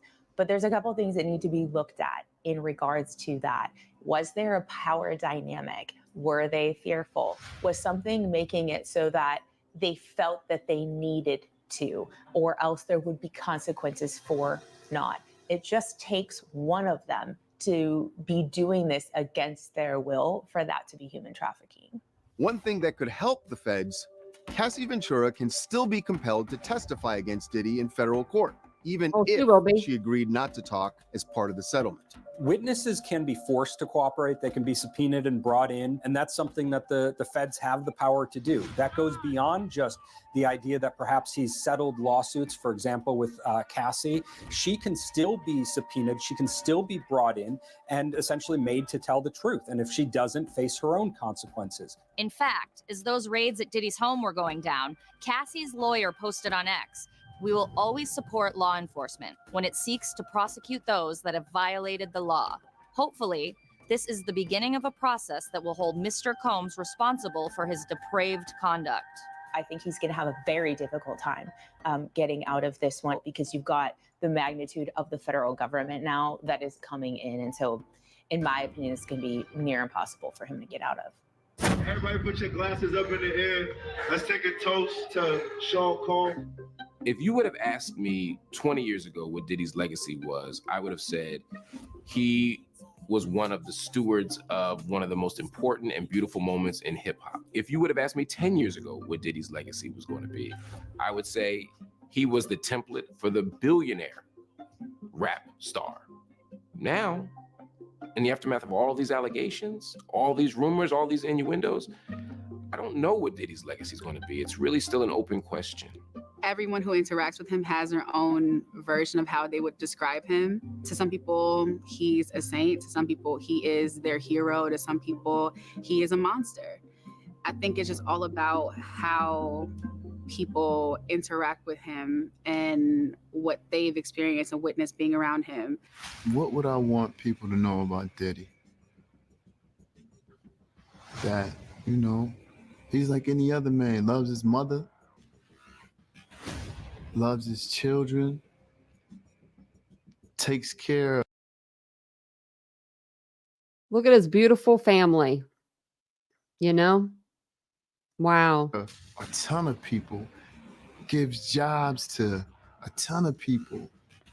Even when the scenario was going on, with all this is going on, people still call him, asking him for stuff, and he's still there for people. It's like, did nobody tell this brother that they're all pulling out? Nike, all the big names that were in his company, they're all pulling out. They all are like, bye. All of them. you know, he's a All of good 'em. dude. Are we all perfect? Uh-oh. Nah. None of us. He did it. He guilty then. Spread love. I love y'all. Love, love, love, love. I'm a savage! Without y'all, I wouldn't be on this stage. Bad boy! I done seen this dude shake back from some stuff, right? So I'm not gonna count him out. You know what I'm saying? And I'm not gonna make a prediction, but I'm gonna say, you know, I ain't gonna count him out. Anyone on this earth has the ability to You're be like, he's both like, good and bad. So he's going to stick with this guy, like, because he thinks if he gets away with all this, he's going to need a buddy. Have done good things and bad things. So it's hard to just say, this is a bad guy or this is a good guy. I don't even want to be forced into that place. For all my friends that love to throw the word karma around, my response was always, yeah, good luck. Karma's a poor man's excuse. I know a lot of bad people and they're not seeing karma. They're getting better and better. They're getting more and more. I witnessed it for years. I never thought I would see this. Look at that. Okay. Very interesting. Very interesting. I thought that was pretty interesting. I wanted to show you guys this too. So I was right about Costco not selling baby oil. Let me share this with you really quick first. Costco immediately responds to Diddy's lawyers' claims that he may have bought his $1,000 bottles of baby oil there, saying they don't even carry baby oil in their stores. And that's what I said at the beginning of the live. They don't even sell it, dude. And they don't sell it at Sam's Club neither. So you didn't go there to get it. Like, I have a business license. I could always look it up and see how, like, you know, how many, I guess you could always buy it in bulk that way. But I mean, because how many, like, how many Targets did you have to hit up, sir, to get 1,000 bottles of baby oil? I guess every time you have a party, you buy like 50 bottles or something. I don't know. I mean, I could see that. I could see that. You know how it's all about the aesthetic right now, and it's overconsumption. Overconsumption is huge. I know this is really overconsumption, but seriously, it is a big thing. So maybe he did do these, he had these freak off parties and he had them kind of displayed, like his little, I don't know, maybe they looked like they were like in, you know, like you would do like with wine glasses or something, but they're baby oil bottles instead. Not the way that I would want to walk into a party. Or maybe they roll it out for the after party on a cart. I mean, I wouldn't want to see that at an after party neither. So just saying. Just saying. I wouldn't want to. But Costco did. They came out and they were like, yeah, no, his lawyer is not good.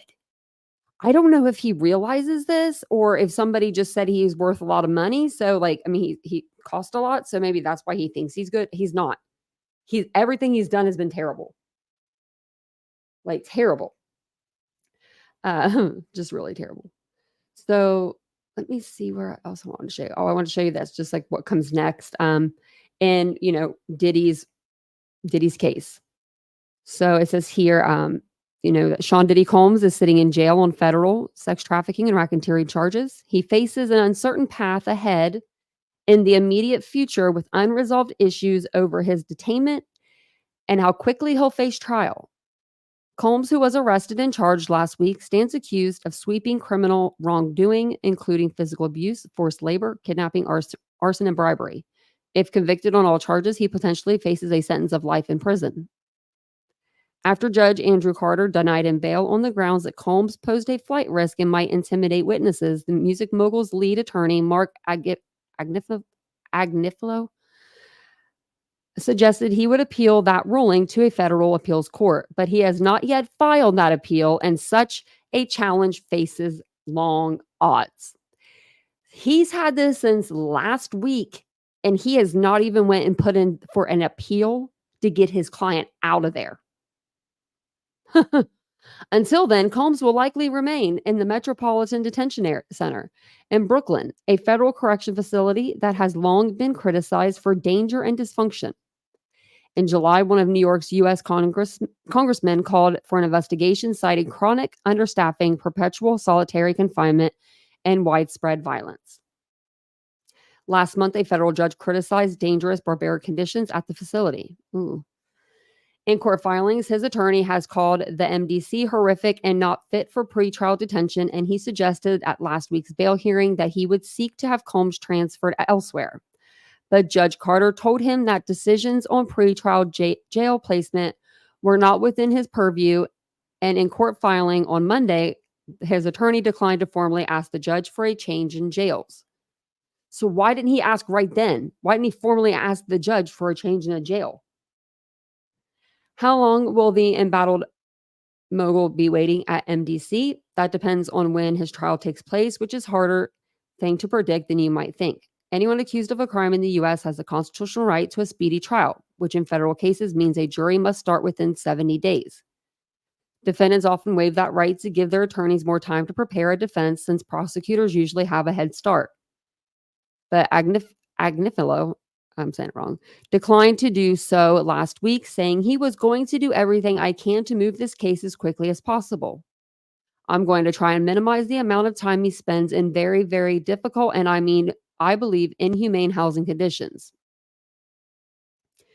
The demand for a speedy trial suggests that Diddy's legal team believes there is more advantage to be gained from forcing prosecutors to quickly put their case before a jury rather than spending more time preparing themselves or attacking the charges with pretrial motions. Mark my words, that's not what it is. Diddy's telling him, get me the hell out of here. I don't care what you got to do. I'm not going to waive my right to a speedy trial. You have 70 days. Get your crap together, dude. That's what he's saying to his lawyer. That's exactly what he's saying. You know? For sure. Hey, Team Dum Dum. The move could allow the government less time to find additional witnesses and less time to sift through huge amounts of digital records and other evidence. They're going to have to accommodate me and him and give us a quick trial, and I'm going to be pushing for that. But prosecutors can and very likely will seek to slow down that timetable. Under speedy trial rules, the judge can exclude certain time from the 70-day timer for a wide variety of reasons. Already, Judge Carter has said in court orders that he will exclude several weeks of time, starting with the September 18th bail hearing and running to the next hearing next month, in the interest of justice. The next court date is a status conference currently scheduled for October the 9th.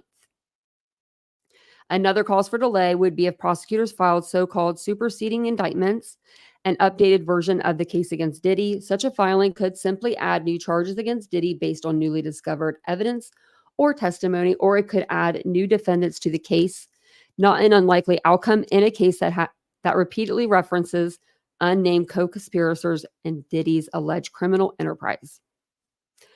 At a press conference announcing the charges, U.S. Attorney Damian Williams suggested that could be exactly what prosecutors are planning. I can't take anything off the table. Anything is possible. Our investigation is very active and ongoing. So,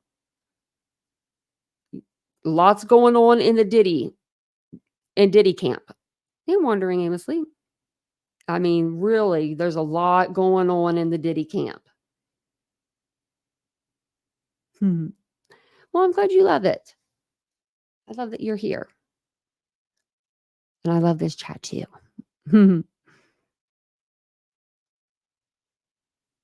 Let me see what you guys were saying. I heard his lawyer was really expensive.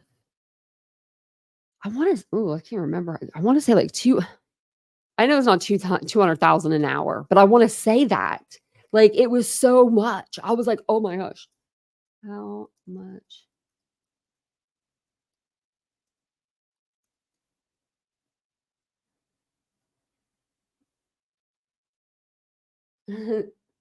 This said P. Diddy. P. Diddy's lawyer's a clown.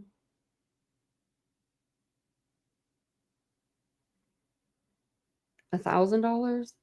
Wait. That's no.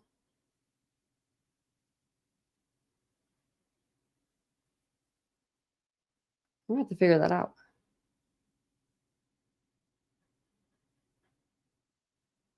Wow.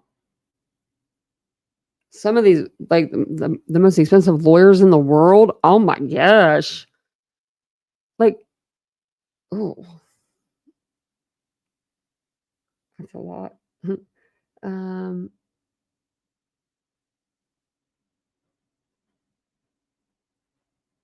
Sean Combs' speculated net worth is 600 million to 1 billion.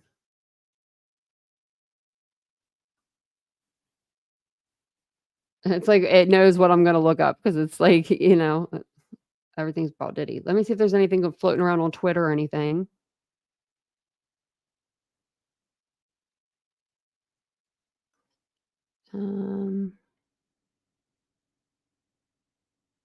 And everybody that's in the path of this storm, I'm praying for you guys. Oh my gosh. I need to call my aunt and uncle, make sure they're okay. They live in Port Charlotte, and right next to them is Fort Myers, and Fort Myers is like under. It's crazy.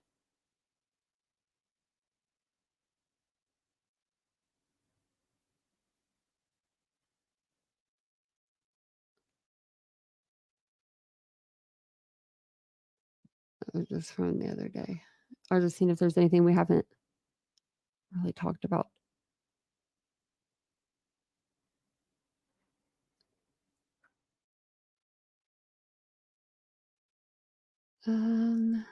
This looks like, yeah, we saw this last night.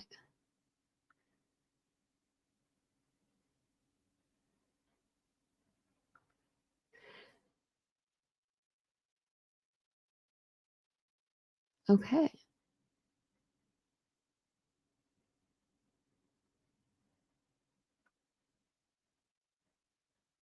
I was just reading to see if there's anything.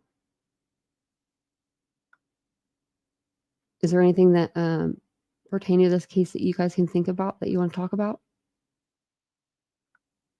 I want to know when these big names come out, like, and they start talking, like, come on, people, come on.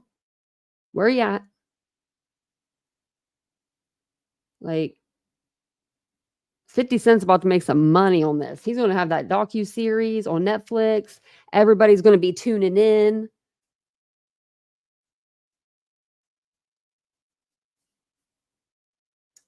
I didn't know he had a stepdaughter. I just know of the two twins and and his baby girl, like the baby girl Love.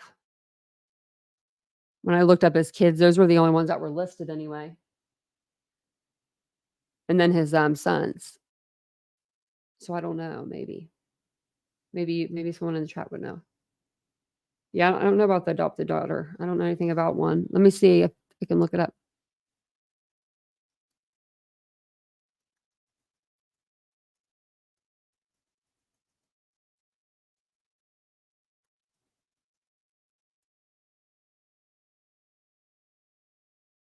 Oh, it says Diddy never had a legally adopted daughter despite past claims before his arrest.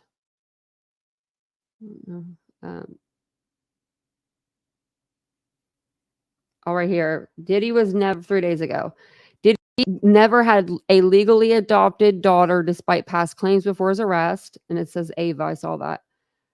Sean Diddy Combs wasn't serious when he said he adopted a girl named Ava in 2020.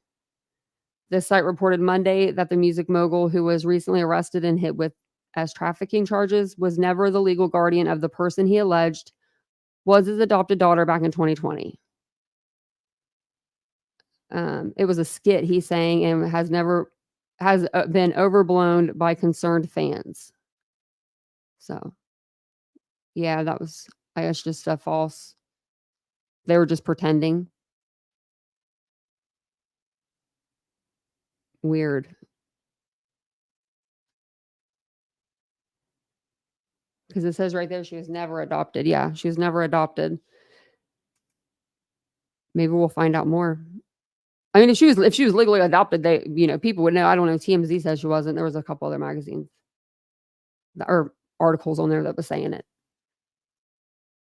So I would just say that he was just playing a skit, and I'm not sure what the point of it was. I didn't see the skit, but not very smart. I mean, Speaking of not so smart, I hope everyone's staying safe in this storm, though. This storm is really, really bad.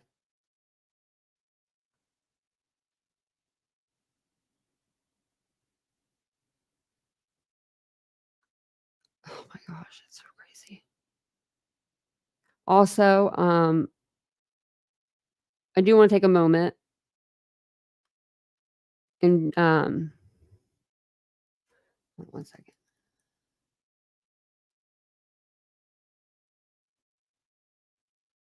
There's a news article and there's a video that came out, but it doesn't say anything that we don't already know. So I'm going to pull this picture up.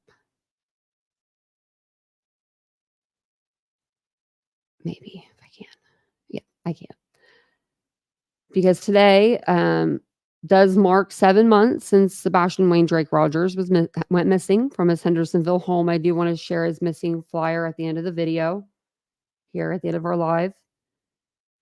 He is still actively missing. He is still being used for money, content, clout. I feel so bad for this kid. So bad. 15 years old, 5'5", 120, went missing out of his Hendersonville home the night of the 26th, February 26th, 2024. He was last seen wearing all black outfit, pretty much, black glasses. And he's got a smile that could light up the room. So if you do know where he is, or you hear of anything that is of some substance, because the streets are out here telling a whole lot of lies, call 615-451-3838 or TBI at 1-800-TBI-FIND. And hopefully the storms don't get too much over there, that area, because I know that they're out there searching SF and stuff is, so.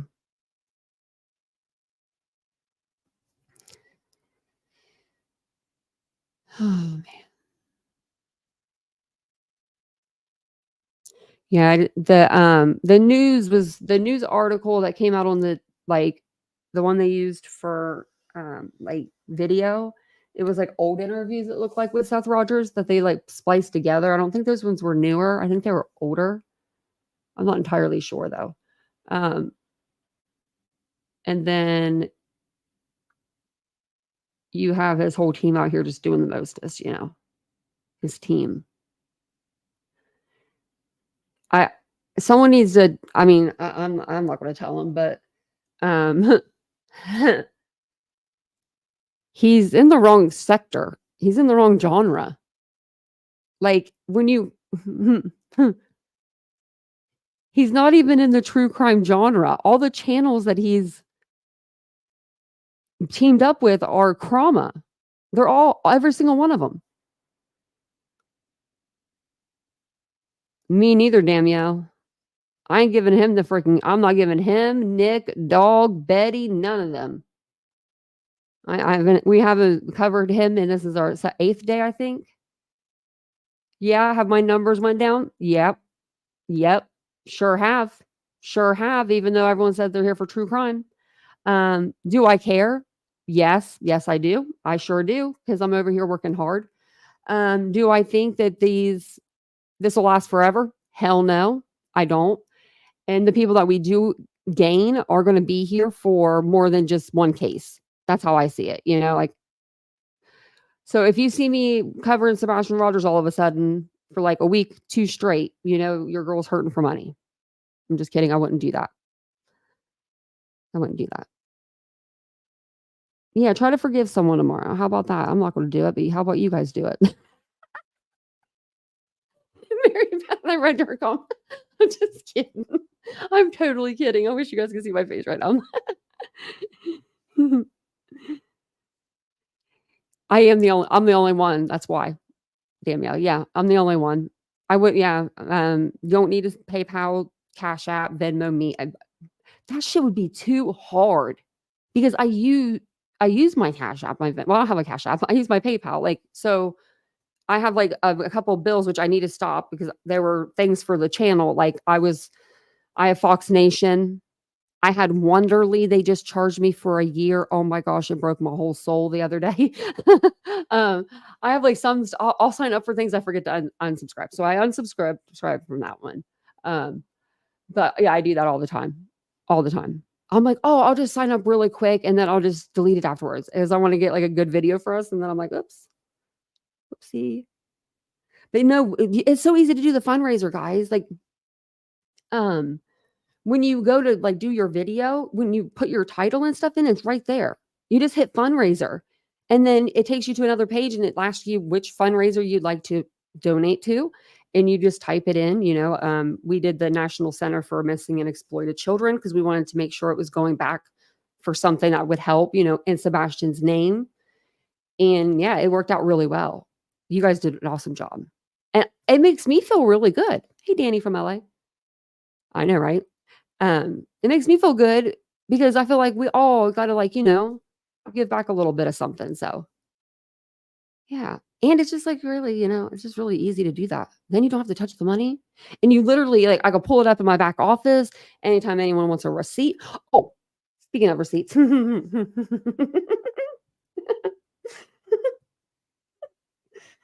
on, sorry. I don't know if you guys were here the other night for my rant, but if you were, and I said, don't you dare come at me because I will spend all day looking through my phone to find that video. Well, I was off that live for 2 minutes and it was sent to me. So I have that receipt too, if I need to show. I've got all kinds of receipts. Giving back always does feel good. It does phase. It really does. I need to go give out some. Actually, I need to go give some of these clothes to the Goodwill that I have. That's a good idea. That would feel good.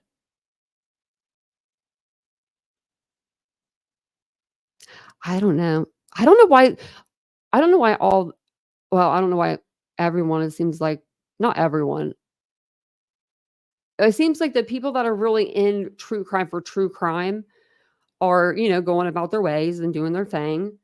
And then, you have these channels that are making a shit ton of money off of talking about Sebastian Rogers.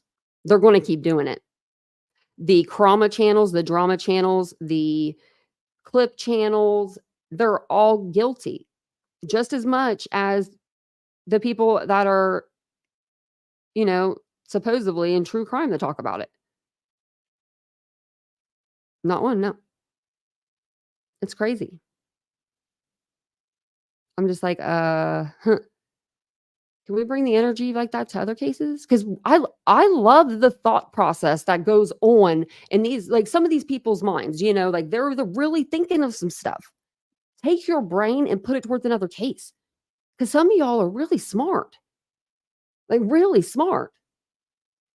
And it's just like, man, we're dulling ourselves by only having one case. I mean, Sebastian is not going to be forgotten. Like he's not, I think that if we all just took a little bit of a break, it would be nice on the parents. I mean, that's what Chris said 3 weeks ago. He said on Cluminati's channel, please stop the drama. Well, the drama hasn't stopped. It's every day, twice a day. Some people go twice a day. It's craziness. And I don't what are you going to talk about? What do you talk about? I mean, there's not even I just don't get it. I don't know what I don't know what to talk about. I mean, I could just get on, I guess, the Facebook group or, do something like that. But I just told you what the update was. There's no update. 7 months. SF's out there looking. They haven't found anything yet. That's about it.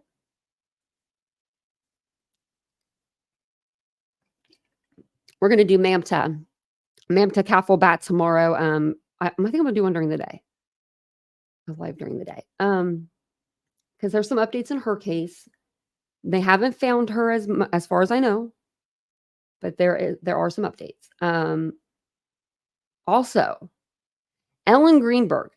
I wanted to go over this like a few days ago, but now Nancy went over it tonight. She had a podcast that dropped tonight, so maybe we'll do Ellen Greenberg tomorrow night. She's the one that the beautiful brunette that supposedly unalived herself with the knife 9 times in the back, 10 times in the back, like 30 wounds altogether. There's no way. And I actually have the knife at my house, not the same as it's the same one, but not hers, but you know what I mean? It's the same knife that she had. And I can show it to you guys again on camera tomorrow. It's impossible for her to do those injuries. So I think that'll be good. They haven't found her, no. Yes, yep. Team Dum Dum. That starts, Sarah starts October the 7th at 9 a.m., I believe. I think it's at 9. I'm not sure. I put a question mark there. But it is October the 7th, and he said he's not changing it. So we'll be here. We'll be here for it. As long as you all show up, I will stream it. That's all, because I just don't want to be all here by myself. I'll be bored. And I am going to try my hardest. I'm going to try to figure out Streamlabs or another platform to see if I can figure out where I can play like 2 things on the screen at the same time and do some cool stuff like that. Because StreamYard's kind of expensive, I've heard. Like, I mean, it is expensive. And the other apps are free, but they're just harder to learn. They're harder to navigate. I don't know. So we'll see. I have one eye. I don't know if I can do harder to navigate. So we'll see. Jen Soto should be in prison. And I thought about covering that case. I don't know about covering the stuff that happened to Maddie. I mean,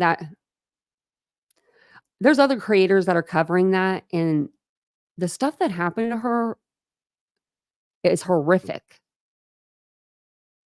And if that was my child, I wouldn't want people to know that about, what I mean? I personally wouldn't want that all over the place. I don't know. So that's why I've kind of just been reserved, because I just think about her, and I just kind of like Sebastian, I mean, the only difference is Sebastian may be alive out there, but we don't want people telling his story, I mean, I know other people have to tell her story because she's not here, but it's just, I don't know if I'm the person to do that. Which, it's awful. And I don't know. It's like I want to do it, but then I don't, because it's like, it's just really sad. Yeah. Yeah, no, I'll probably start cussing too. Because when it comes to kids, yeah, I get heated like really quick when it's a child. And to me, she's a child. 15, that's a child.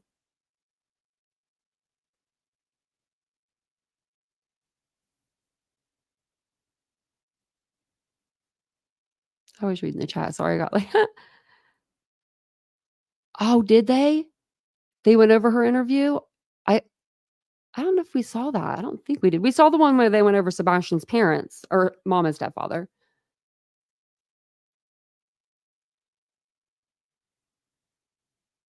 Yeah, I guess they did know. Yeah. To me, that is a baby. Reverse images, that is.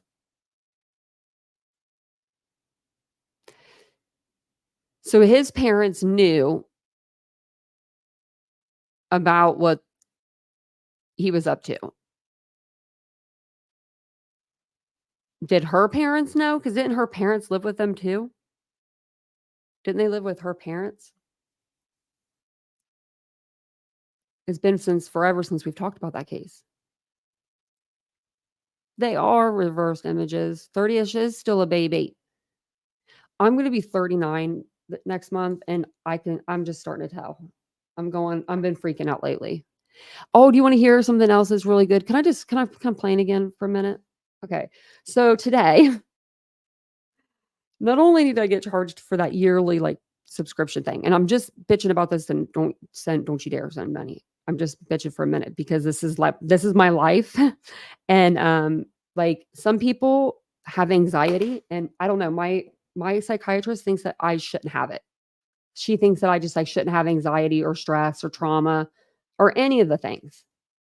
So I've been her patient for a year. She's had 1 year to set in this paperwork so that my prior authorizations will be all put in for my depression medication. You cannot go off a depression medication. You can't. You just can't. Your head will start buzzing. You can hear it. You can feel it.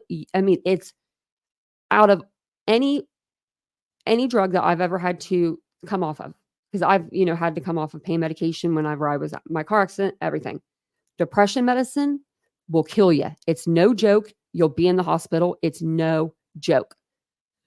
Well, they didn't set in my prior authorization, and I'm out of my medication. So, yeah, I have to pay out of pocket for my damn prescription this month. And it's expensive. It's really expensive. I'm like, oh my gosh. So I asked, like, can I get reimbursed? And the way the lady was like, yeah, she didn't sound very confident. So I don't mind, like, I'm trying to decide because they said that they don't monitor that line.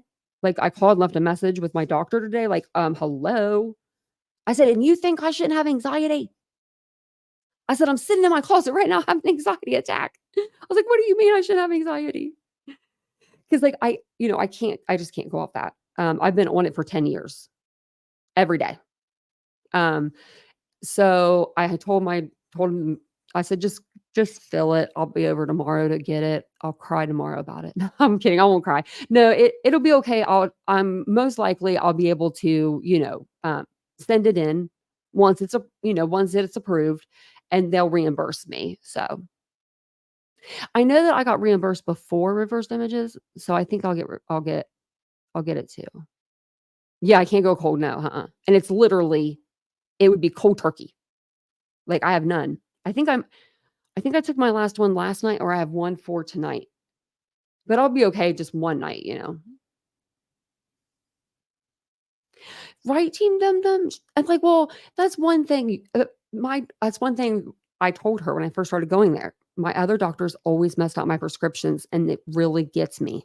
And I thought, she's doing so great. And then last month they didn't have my prescription, so I had to go to another pharmacy for that. It's just kind of been messy. It's been kind of messy.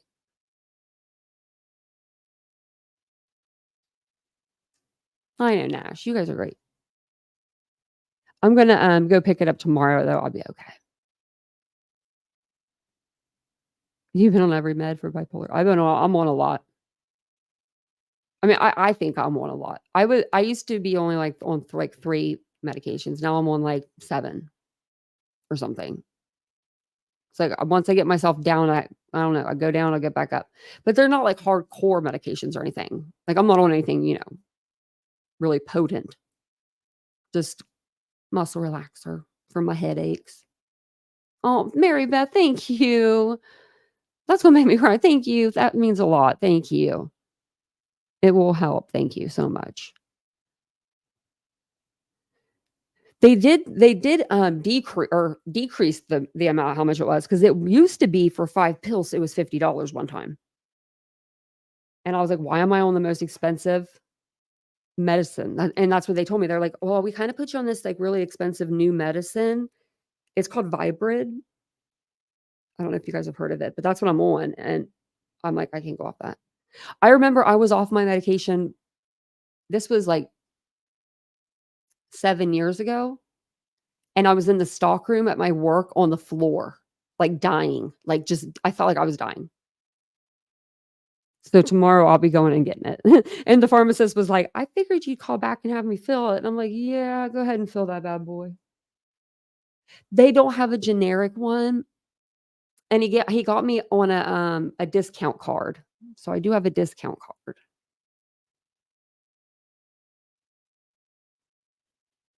Oh, Faith, having new doctors and stuff is hard. And they are like little a-holes when you go get a new doctor and you need something from your old doctor.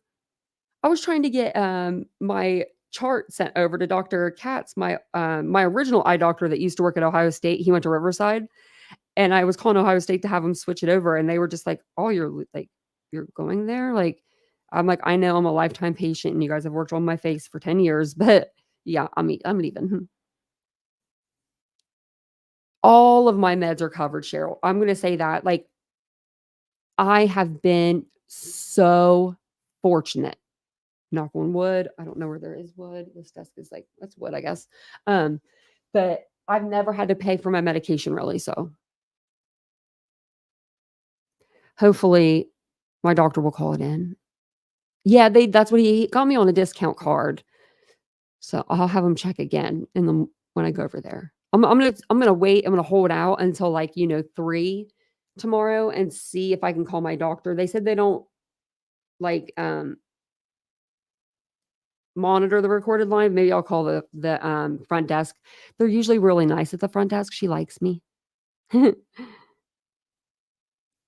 So I think that she'll maybe be able to get that back there for me. Oh, wow, Linda, I would never take myself off of that. I've been on that for 10 years too. Can't sleep without it. You can go crazy doing that, honey. That's what happened to that Elisa Lamb at the Cecil Hotel. She ended up in the water tank because she took herself off Seroquel. Can you believe that? I love Seroquel. I do too. I can't lie. I do. I get good sleep. I do. The only thing I don't like about it is I don't have dreams. I don't really have dreams. And I kind of miss them a little, but I don't know. Maybe I don't. Really? Gabavant knocks you out? See, that doesn't knock me out. Maybe I need to see, because I have been tired lately and I do take it all day. Well, don't forget tomorrow, Mary Beth told us it's National Forgiveness Day. So everybody go and forgive somebody. Unless they really wronged you, then say screw you. But yeah. Danielle. Oh, no, I wouldn't, Cheryl. I would take, if I sleep supposed to be sleep apnea. No, Danielle, you're my kind of gal. That's funny.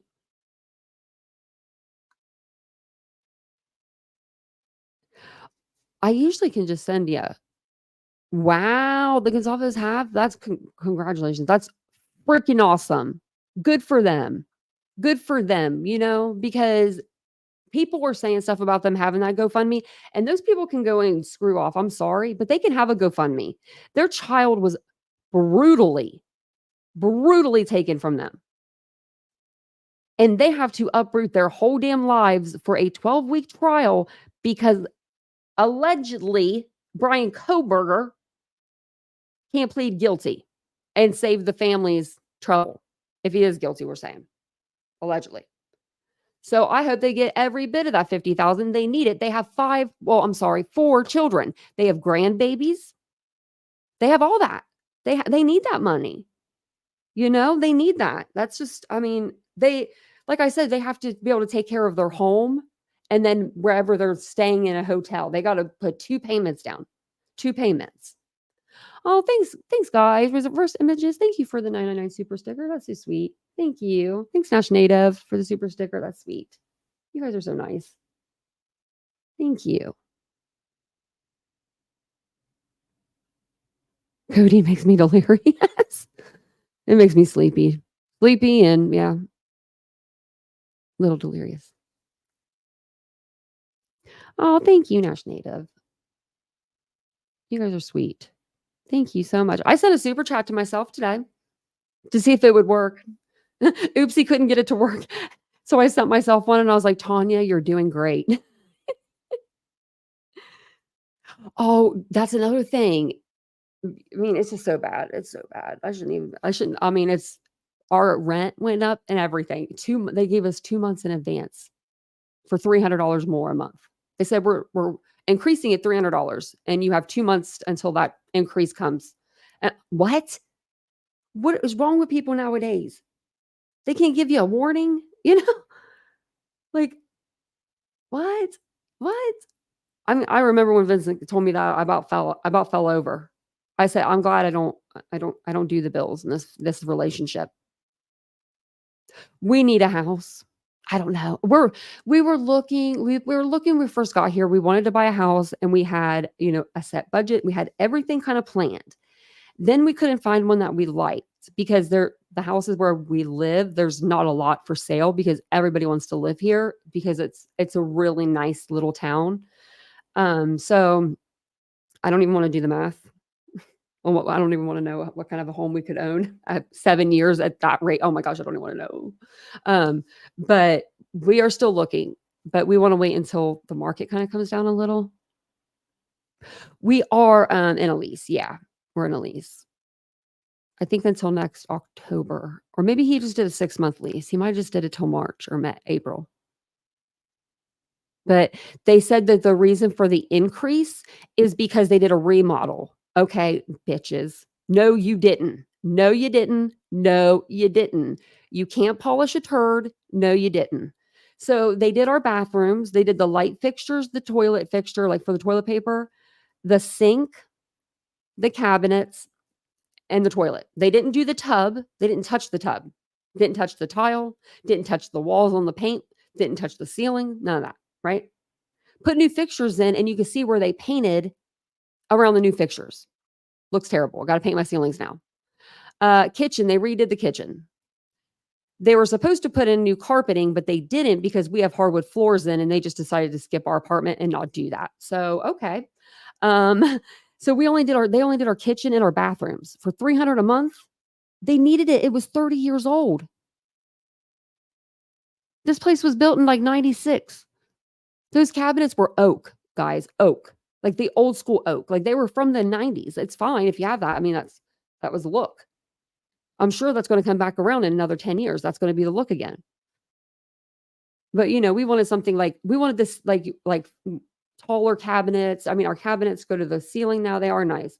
But I don't know. I'll have to show you the before and after. I guess they did do a good job, but we did a great job because we furnished it with all new things. So, we kind of made it look a lot nicer. But I always sometimes I'm like, you can't polish a turd. But no, it's a beautiful apartment. It's stunning. Linda, I bet it's beautiful. I bet it's so clean. Anybody I've ever known that has lived in a mobile home, I don't know why, and I've known a lot of people. It's always been really clean. I wonder why. I don't know. Maybe it's just the people that I know. We're all a bunch of OCD freaks. Your apartment's 60 years old? Wow, Cheryl. I like old houses and stuff, but these windows need redone. Like you could feel cold air in the winter. Our door, our back slider door, they were supposed to replace that 2 years ago. They still haven't. I'm just like, what the heck? And thanks for letting me complain. Y'all are the best. The only person I complain to is usually twice a month to my counselor for like an hour. That's my time to get my grievances out. And with you guys always let me vent.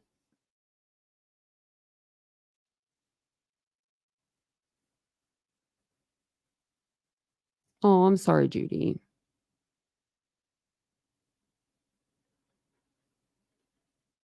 I want to live in the country. I want to live not really in the country. I want to live about 10 minutes outside of town. Just enough to where, you can see the stars. You got the feel of the country. But yeah. Oh, I'm gonna we should do a live tomorrow and do a vent session over just everything. Over because I've got some stuff I can say. I'll save it though. I will save it because it's good stuff. But what was I going to say? I was going to say something before I got off here. I can't remember. Oh, Shelly, you're welcome. No, I really do appreciate you guys letting me vent. And if I bring up money or something, it's not because I need it or I want it. Well, I do need it. I'm not gonna lie. I mean, I do, but not because I'm not doing it for anything but just to vent because that's what's hard right now. Like literally, that's what it's hard for everybody, not just me.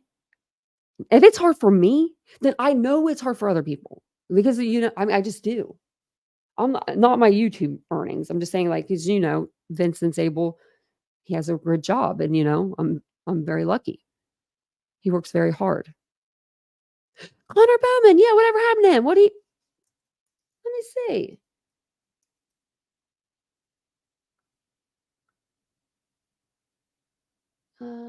Actually, let's look up maybe Betty.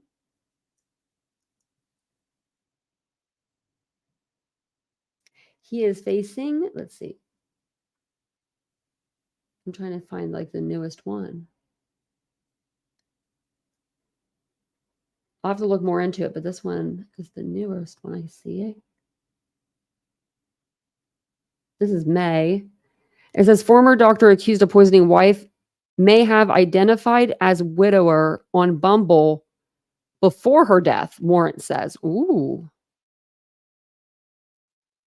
Let's see. When he goes to court.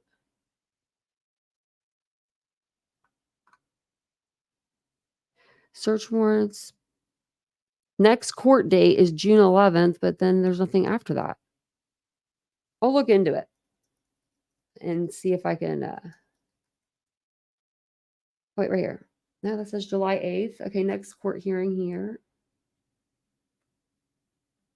September 4th. We're getting closer. And I don't see anything. What in the world? We'll have to look it up by the jail or something. I'll have to look him up by the name. I'll let you know. I'm gonna leave that tab up so I don't forget. And I'll look into that because I'm gonna see. I want to know too. Yeah.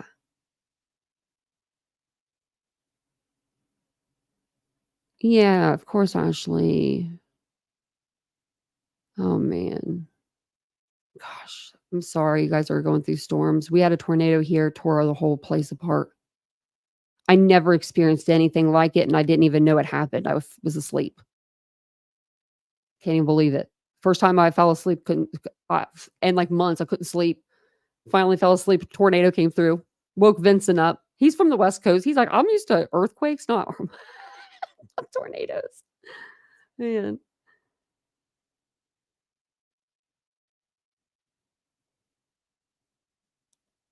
Wow, you got lots of attorneys. Me too. I said my attorney's name the other day on here, and I was like, and I gave his phone number. I was like, just in case anyone wants to mess with me. No one wants to mess with me over here. I don't even cover Sebastian anymore, so no one will be over here messing with us. So Madeline Kingsbury, there was some new documents I think that came out.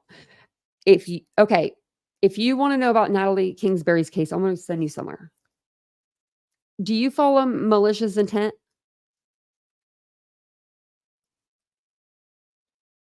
Okay, cool. She pulled right up. I was like, man, I hope she pulls right up. So I'm going to put her channel in the chat. She's a sweetie. She's a sweetheart. She's the girl, if you remember when allegedly with Brittany had a co-host and she was like the cutest thing ever. This is Mallory. I'm going to put her channel in the chat. Madeline Kingsbury is her jam. Like that is her. She knows all about the case. I did a couple videos, but she just did a video not too long ago on it. And so I know that she just did a video like reading new documents on it. So I'll send you there for that one. But I mean, I'll still cover Madeline Kingsbury as well. But I wanted to make sure you can get that video if you wanted to see it, because I know she probably did a really good job on it. I haven't got a chance to watch it yet. But yeah. she's covering that case. I like Mallory too, Linda. She's very, very nice. Very sweet. And I'm glad that she's got her own channel. She should have way more subscribers than what she has. I mean, she's really good. She's very fact driven, you know. And she's, you know, covering Madalena Kojikari's case too, a little bit. So, well, I'm going to jump off here. I'll be back on tomorrow. Tomorrow's Friday night. Or tomorrow, I'm actually going to be here on, I think, tomorrow during the day. So make sure your bell alert is on. So that way you can get alerted to the new videos or the new live that I come out with. Because I'm going to do a live tomorrow. Sometime in the afternoon. I always try to like, I'll wake up in the morning and I'm like, oh, I should do a live. And then I'll like wait to see if anyone else goes live. And then I wait too long and then someone finally goes live. And I'm like, I could have went live. So I'll just wake up tomorrow and just come live. But thank you guys all for being here tonight. Thank you for the super chats and the memberships and becoming a member and all the things. You guys are amazing. Thanks for liking the video, being in the chat, you know, commenting and chatting and just being yourself. I appreciate you guys. I'll see you guys all tomorrow. Have a wonderful evening and have a wonderful day tomorrow. Bye, guys.